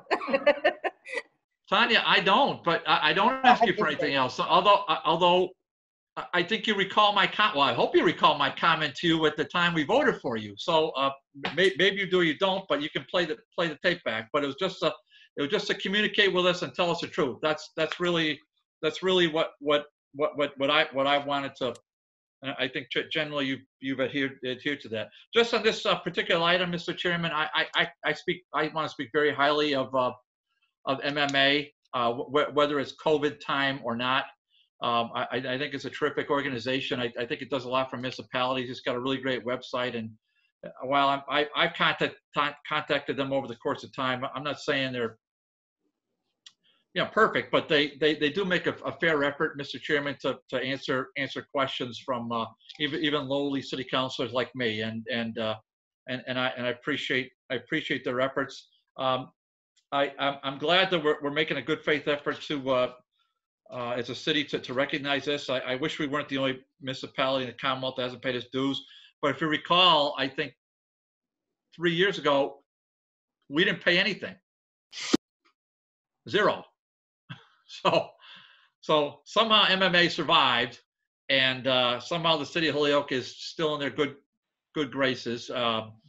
But they do generally a pretty good job. So I guess I'm going to support this. I will end there. Thank you. Thank you. I see no other hands up. I just like to speak. I'm a big fan of MMA. Over the years, I've learned a lot of information, both about what goes on in the region. I've gone to conferences, many years ago. We actually participated in putting on some when we were going through our both our economic development plan and through the planning, the planning process of making up our master plan. And we were well received by a lot of people in other cities and towns that make up the MMA. But I think their information is on a weekly basis, on a monthly basis. The newsletter is just great to have. I think, Councilor Sullivan, do you want to say something? Yeah, well, two things. If Jim and Peter would take their hands down, you'd probably be able to tell that I had my hand up. But I just got the three blue hands that are just hanging around. How do you see that, Michael? Aside, well, I'm getting better at this stuff, Okay, I did. Just for you, sir. I just wanted, Tanya, if you could clarify, if I heard this correctly, that account 53180 that we're taking the 1,100 out of still has 32,000 left in it. Hold on one second. 32,568, Mike. Well, I can answer if there's a question there. I mean, this is for hardware purchases. We had yes. We did a about $40,000 order. So we upgrade our workstations. We were intending on upgrading all of our workstations in March. Ended up splitting the order, not knowing what's going to happen and where we would be with COVID, whether even our IT provider and the laptops would be available. But there's two things that we've done. One is we've switched all of our hardware so that the city will no longer be ordering desktop workstations. The laptops we're ordering now are already about 3 to 4 times as powerful as the desktop workstations that exist throughout the city and that are obsolete in terms of their software and hardware. These desktop or these laptop, which go onto docking stations, are then also able to be brought home and utilized in the event that there's a need for work from home. And so the remainder of those funds is to go to getting rid of hardware, the desktops in particular that are obsolete. They're no longer supported for tech support, for antivirus support, or within weeks or months from losing that support, and they'll be replaced by laptops and docking stations. And so that's what the remainder of, I can assure you it will be utilized by the end of the year. So what I'm hearing is that 32,000 will be spent in the next 3 weeks. Yeah, absolutely. In fact, we had our weekly IT call this morning, and they were getting the quotes on the remainder of the laptops. So yes, I'll know by the end of the week actually, and that purchase will be made by Friday. Okay, thank you. If this Zoom keeps up, Michael, I think the city council is going to need some laptops. Well, put it in your budget. Yeah, the mayor cut it. No, IT is not in your budget. The IT is in the IT budget. All right, sorry. Councilor Sullivan, you're all set. Put that blue hand down. Oh, yep, there we go. See, you criticized me for not recognizing it. You left it up. Okay. I'll make a motion. Discussion. I'll make a motion. Motion on the floor is to pass the transfer. Made, seconded to pass the Second. transfer. Recommend that to the city council next Tuesday. All those in favor? Any Aye. opposed? So moved. We've been waiting for our final guest this evening, who's been in a meeting on Channel 12 with the CPA, and Kip Foley has just joined us. Item number 15 on the updated agenda is that we received last city council meeting, the $90,000 for the canal LLC, is it? Could we make a motion to go to that? Everything else is house cleaning. I'll make the motion to go to it. Kip, I think. Second. Motion made second to proceed to item number 15 from the CPA. All those in favor? Any Aye. opposed? This item, we have both Mike Sullivan and Kip Foley with us. Welcome, Kip. Thank you. Hey, Kip. You here? We can hear you, Kip. How was your CPA meeting? It was great. Thanks. Okay, just let me read this into the record real quick, or for our viewing audience. This is a CPAC committee recommendation to award a grant to Canal Row LLC in the amount of $90,000. It's a grant for the facade work on the former Armor and Company building. It's an historic preservation category for CPA. It's off the table for discussion. Second. Any opposed? Kip, as chair of CPA, do you want to run this through us, and then we'll turn it over to Mike Sullivan? Sure, I'd be happy to. So you've summarized it accurately. This is Armor and Company. It's a facade restoration of the building at 130 Race Street. It is a $90,000 recommendation from the committee to the city council. A couple, I think, important things. This is a restoration of this building and plans to turn it into a restaurant dining facility. You may know that the developers of 130 Race Street are the Cubit building where the HCC Culinary Center is. So, there's a natural fit between the culinary center and the idea of a restaurant. I think that they understand, the developers understand that we are living in a very different world, and that, what we have known for most of our lives as a restaurant may not be what the future is, and because they're aware of that, they're developing plans that would have an emphasis more on like the takeout and some in-house dining with social distancing built into it in the near term. The overall budget for the project is $900,000. So their idea is to leverage our $90,000 to be considered as part of an equity to a bank. Their financing would require them to put in, I think, $300,000 in cash equity on their own. So I think, in general, it was the CPC's opinion that they wanted to provide some support to people who are investing in downtown, private investors in downtown with a track record.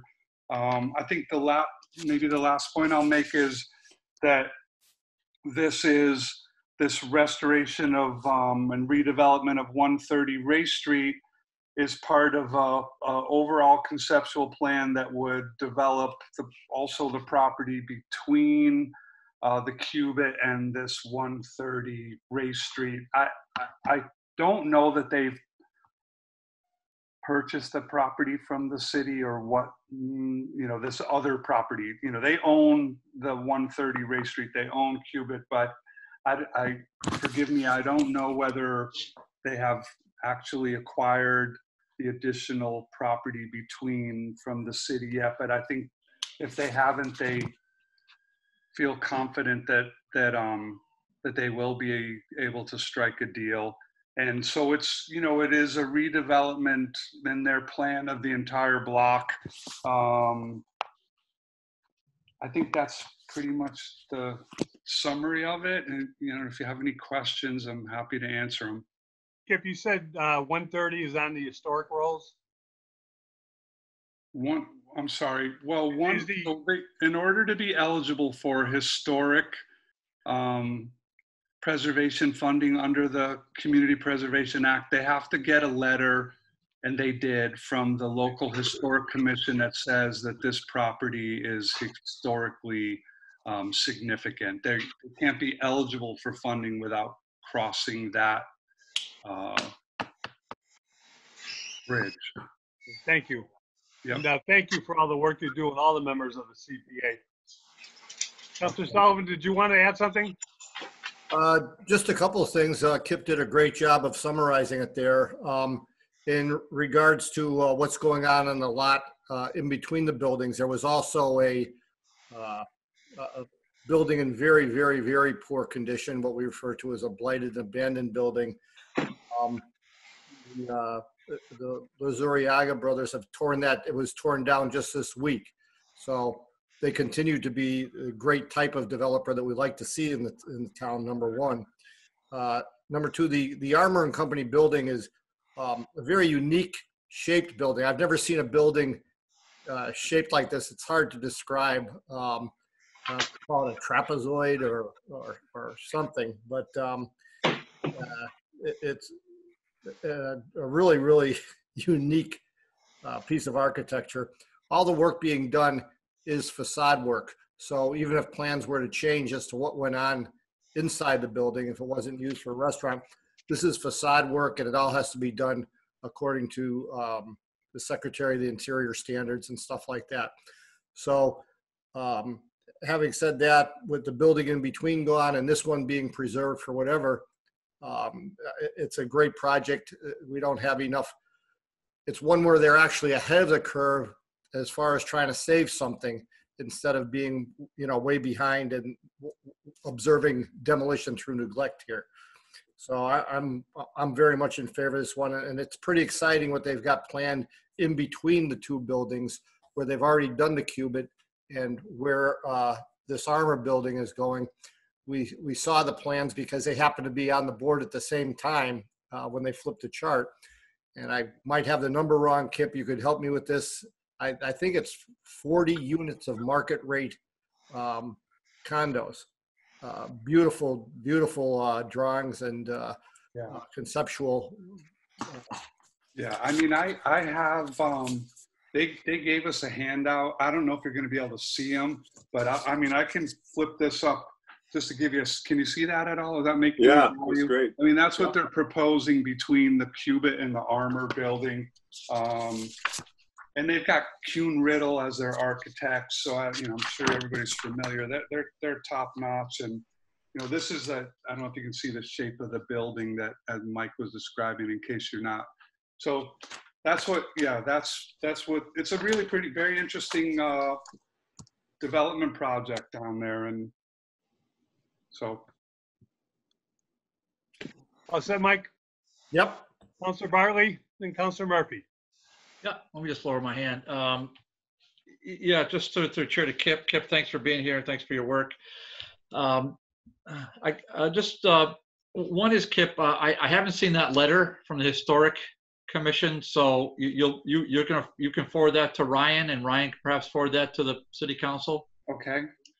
And then is there a requirement for historic preservation that a private company be do they have to be a nonprofit, Kip, or is there no requirement to that effect?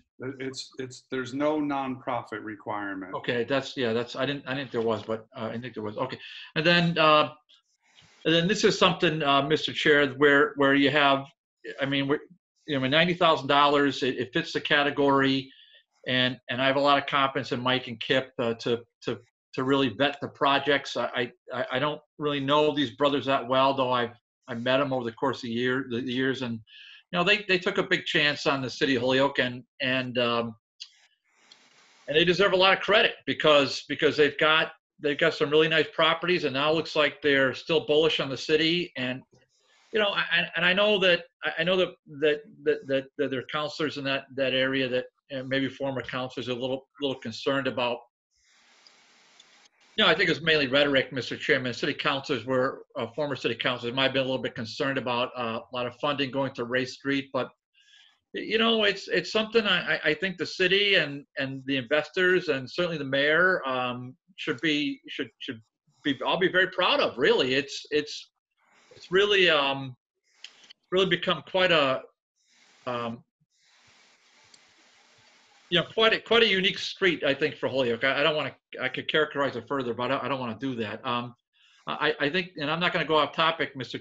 Chair, but I think a lot of that was kind of, if we could just put just remember our history just ever so briefly, especially in light of agenda item number 14 that we're going to discuss for, you know, I don't know what time this is before us, but it's getting close to double digits at this point in the Bar Foundation. But if the chairman recalls, the Green High Performance Computing Center, which, you know, this isn't Dave Bartley U coming to Holyoke. This is you know, Harvard and MIT. I mean, you know, UMass. I think we might have heard of most of NU, BU. I think we might have heard of most of these institutions.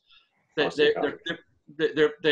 came to Holyoke because of the gas and electric being ecologically, environmentally friendly, Mr. Chairman.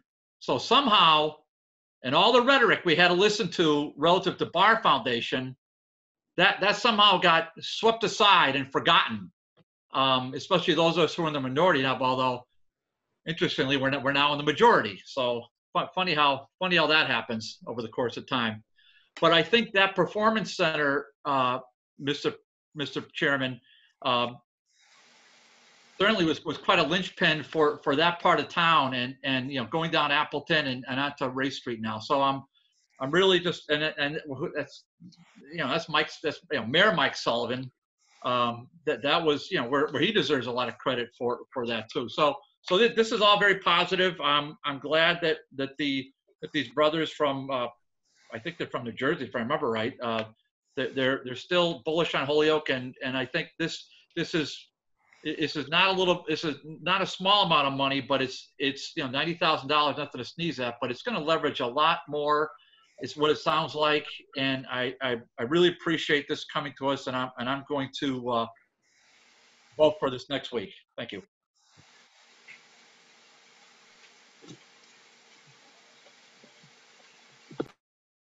Councilor Tallman. Thank you, and thank you, Kip and Mike, for bringing this forward to us. I think this is a great project. I met the Zuriaga brothers when they first came to town. I've been down to the Cuban on a couple of occasions, and very familiar with Ray Street. And Mr. Chair, I remember the days of Ray Street with Rufo's TV and Regali's Transportation and a couple other stores. It's changed the whole area down there by the canals, and this is under to CPA. I'm very proud to see this investment in that area of the city, and with the market rate housing and the condos that they're willing to build down there to really, and there's a great market for it. There's people that are living in the Cuba right now that love being there upstairs. So I appreciate this coming forward, very much in favor of this. And thank you, Kip, for your work you do, and Mike for the work you do at the CPA. Councilor Murphy. Thank you, Mr. Chairman, and Kip, thank you for your work. First of all, the picture you showed, I'm pretty sure that's the former street school, which has been pretty much destitute probably for 20 years. So it's good that we're going to get that back in a functional and tax-paying situation. Have you got any idea when they expect to complete the project? I don't. I mean, I know that, you know, this is something they're moving on. This is their next project. The Cubit is finished. I think it's, I can't guarantee, but my impression is they're talking groundbreaking in 2020. Okay. You know, they've spent a lot of money with Kuhn Riddle already. So if it's not 2020, it will be 2021, or it won't happen at all. Well, potentially. In which case they don't get the 90 grand. Yeah. Okay. Thank you very much. And I appreciate your work as well. Thank you. Thank you. Councilor Sullivan, is that hand back up? Yeah, just one other quick point. in regards to whether it's a for-profit business or a nonprofit, one of the things that's happens is, say the building was to be sold 5 years from now, a deed restriction is, with the historic stuff, a deed restriction is put on it. So any future owner of that building for the next 25 years would be under the same historic restrictions as far as the facade work that was done. So that's protected regardless of the owner or and any future owners for the next 25 years. Thank you. Is there any further discussion? Oh, motion approved. Second. Motion made and seconded to approve, refer to the full city council. All those in favor? Aye. Any opposed? So moved. Kip, thank you. Thank you. I'm going to sign off. Everybody have a good Take night. care, Kip. Stay well. Have a good night, Kip. Thanks. Okay, if you can bear with the chair, this is housekeeping, end of the year housekeeping. I'll read each of these items, but each of them have been essentially withdrawn. Joe, you want a motion to, you want a motion first to take them off the table? If you could, it'd be 7, 9, 10, 11, 12, 13, and 14. So moved to suspend rules, to take those as a package and remove for the table. Second. All those in favor? Aye. Any opposed? Item 7 was that original transfer of stabilization of $210,391. No longer needed. It's been withdrawn because the mayor reduced it, and that was the item we voted on earlier this evening, the 186. So this is no longer possible. Item number 9 is a stabilization transfer of $75,000 for special counsel. The city solicitor withdraws that as that's something that is needed. That's been withdrawn for some time. Item number 10 is a stabilization transfer, also from the city solicitor for a legal claim, and it was tabled back in January. It is no longer needed. Item number 11 is also from stabilization. It was a DPW request of $100,000 for the streetlights. I believe that's withdrawn. I believe that's been worked out with the gas and electric in terms of the in lieu monies that come to the city. Don't quote me on that, but that's what I was told. Item number 12 is also stabilization. This is $6,000 for dues. This has been withdrawn because it's coming from stabilization. The Parks and Rec one is $9,300. The auditor and I saw an email from the Parks and Rec director. This is no longer needed because of the COVID crisis and what we're not doing in terms of pools and parks and all that and everything else. Item number 14 is the bar grant itself. I'm sure everybody is aware of. We will officially receive it next Tuesday, but the Bar Foundation has rescinded the grant for the city, so that is withdrawn. This worked the last couple of meetings. I think the president likes it. I think the auditor likes it. Is that instead of voting things up and down when we're getting rid of them, is return them to sender. In other words, return these to the auditor, and she will take care of the accounting to make sure that that they are wiped off the books and accounted for if there's any necessary work for the auditor to do. So the chair would just suggest that we we ask the city council to return each of these items to the auditor. They are all being withdrawn. Well, no, I don't think I could vote on number 7, so I will vote yes for the remaining ones. Okay. Okay. We'll mark down Councilor Leahy as being abstaining just in case, because what it was originally for on item number 7. Good point, Councilor Leahy. Any other discussion? Yeah, I do. I mean, councilors have their hands up, and I wish they would figure out how to hit the lower the hand. Councilor Bartley. Well, it ain't that hard to do that. So they can put them up. So yeah, right. I want to have an up or down vote on 14. I don't want this to just go the way of like it vanished. So there's that. And then I just want to get an understanding from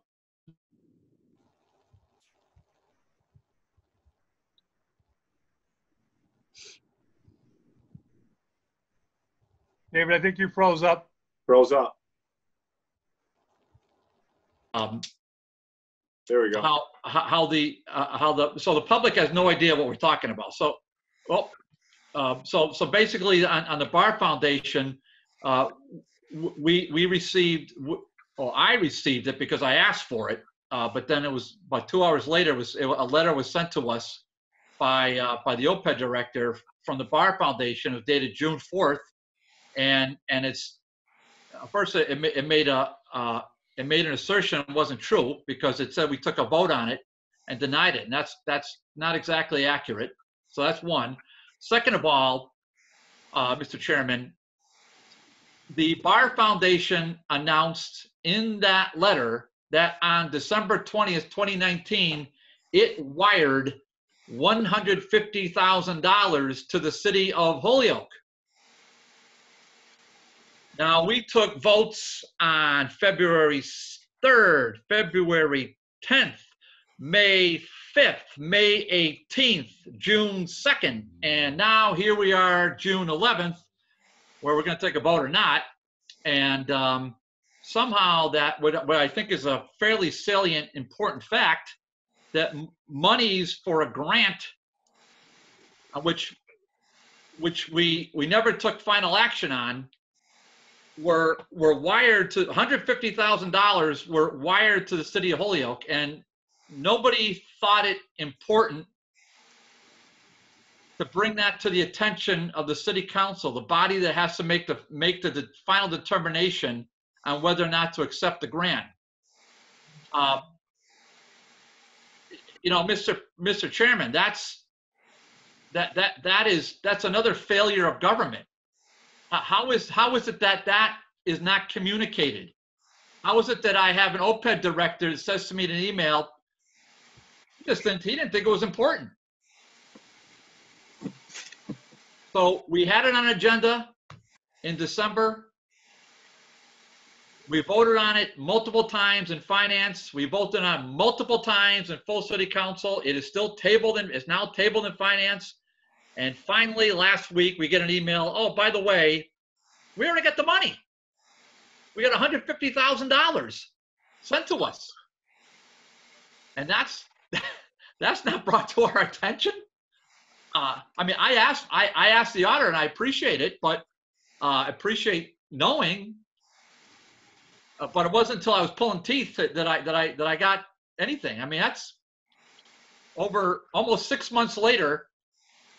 Double-digit votes, and we're told that, oh, we have the money sitting in an account. The good news is, Mr. Chairman, the good news is, in my opinion, that we have an independent treasurer who's not beholden to the mayor or anyone else. And if somebody said to the treasurer, well, we want to access those funds, the treasurer would probably look at the charter and say, well, do you have a vote of the city council to access those funds? And so the city charter, I mean, the city treasurer is beholden to the same body that we're beholden to, which is a public vote, not to a mayor, not to the whim of an assistant to the mayor who went off the handle again on certain councilors after certain votes on June 2nd. I haven't heard an apology from that. I haven't heard an apology from the last time either. But yeah, maybe it won't come. You know, if anybody's going to hold these people accountable, I would hope it would be the leaders of the city council. I mean, I'll be happy to do it, but I'm not the chair of this body, and I'm not the president of this body.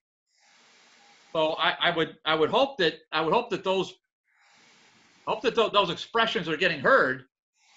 I doubt it. But they knew, Mr. Chairman.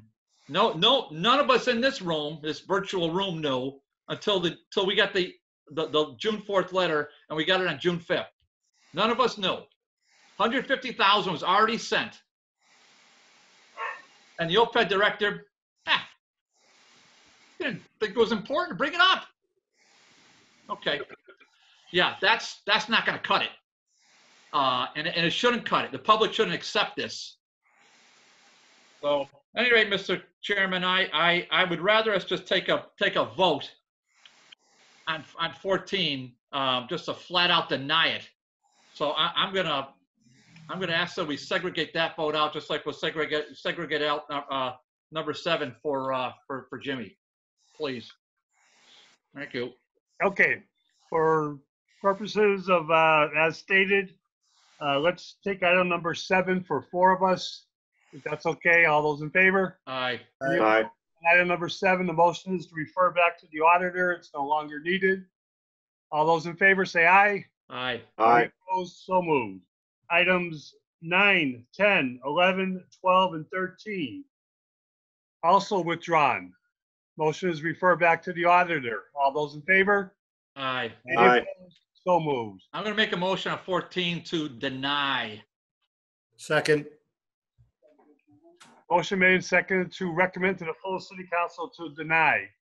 Okay, under discussion, I suggest that I understand your reasons and I don't want to relive the former discussions, but to vote this up or down when it's been rescinded doesn't make sense, because imagine if it passes and the Bar Foundation changes their mind. Changes their mind and how so, Joe? Gives us some money. For what though? Are they going to deal with Ohio Gas and Electric, or are they just? I don't know. Jimmy, we're voting on something that's been withdrawn, been rescinded. I'm just throwing, I'm being a little facetious. I'm just throwing something out that, why would we want to vote yes or no? I guess we don't have to because they withdrew it. That's right. That's why I'm Right. saying just return it to the auditors, my suggestion. I think Council Murphy has his hand up. Councilor Murphy, he doesn't know how to do the blue hand, and I got to teach him tomorrow. Yeah, I don't have the blue hand on my screen tonight. I had it last night. So I agree with Councilor Bar. When I first got that communication and it said we had received 150,000, I went and started finding out when we get this, and it was in December. And to have $150,000 sitting around the city for 6 months, and I mean, first of all, that's not good practice. And that would be pretty tempting to start trying to use some of that money if they could find a way. So, I mean, I certainly hope for future reference, if we're going out to get grants from anyone else, that we don't accept money until we know the grant has been approved. The other aspect that I agree with Councilor Bartley, the letter is incorrect because we were still trying to work with the Bar Foundation to come up with a group, including the Ohio Gas and Electric, that we could support. And so we were still trying to work out logistics to make it work so that we did consider energy, but we also considered the economic impact on the city of Holyoke, and it's an economic impact on our businesses and our residents and the gas and electric. So, you know, while I respect their right to rescind it, they rescinded it without an accurate statement. And I believe you all saw the emails that I had sent to the Bar Foundation and their reply, where they, in that particular person, certainly indicated their support to having the gas and electric involved. So it would seem our request was legitimate, and that we really did try to make an attempt to find a compromise solution that might be able to get us a full benefit and do it within our means and do it under some guidance from the economic perspective in the city. So, you know, I think the council did what we can and did it the right way. And I mean, if we don't, whichever way you want to do this, I'll support it because, you know, I prefer to keep good relations. But in this case, I think the two things that Councilor Bartley talked about are absolutely correct. We took money that we shouldn't have taken. I don't think we negotiated from strength. And I honestly, from everything I gather, I don't think we truly tried to get the gas and electric as a full-fledged partner. Thank you. Councilor Tallman.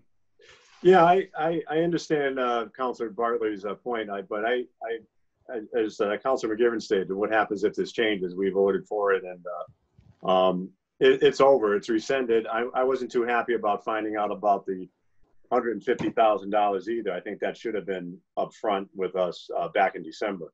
You know, here it is 6 months later, and we find out about it. And I was concerned. Hopefully, I think Councilor Bartley was ready to state that the money's there and they're sending it back. But you know, I just believe this is over with. We took a vote on it already, and they sent us a letter saying that they rescinded the grant, and we should just send it back. And to the auditor. That's my point of view. Counselor Sullivan? Yeah, I seconded this so we could have a little bit of a conversation. I want to revisit what we've gone through the last 6 months. But one of the things I wanted to get out on the table here, 3 times now, I've called Shayna Cleveland from the Bar Foundation, because besides what went on with the transfer of the money and the vote, all right, we also asked on several occasions to have the Bar Foundation come in and address us either in full council or in finance. And I wanted to know from her if that invitation had ever been extended. 3 times I've called her and she has not yet returned a phone call. So there we go.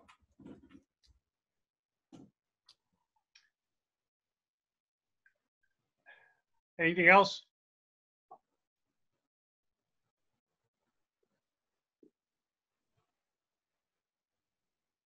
Motion on the floor is to deny. Your second. I make a motion to refer back to the full city council with a recommendation to give leave to return it to the auditor. Second. Mr. Chairman, just point of order. There was a second to my motion. Who? Yeah, I had seconded it. I mean, that's how we got here. Okay. Motion made and seconded to deny. All those in favor to deny, Yes, say aye. deny. All those against, say no. No. No. Councilor Leahy? You're mute. No. Okay. So I guess the motion is refer back to the full city council to adopt. That's the opposite of deny. Can we get back to the original motion? Yes. Councilor Sullivan? Yeah. Make a motion, refer to city council and ask that it be returned to the auditor because the grant has been rescinded. Second. All those in favor? Aye. Any opposed? So moved. That's it. Motion adjourned. Motion to adjourn. Hey, everybody, stay safe. Good meeting. Is tomorrow at 6 or A week 6:30? with the budget, but we'll get through it. Is tomorrow at Tomorrow 6 or 6:30? 6 o'clock. Tomorrow at 6 is o'clock. 6. 6, Budget right? at Okay. 6, yep. All right, thank you, everybody. Take care. Thank you. Good night, everybody. Night. Good night.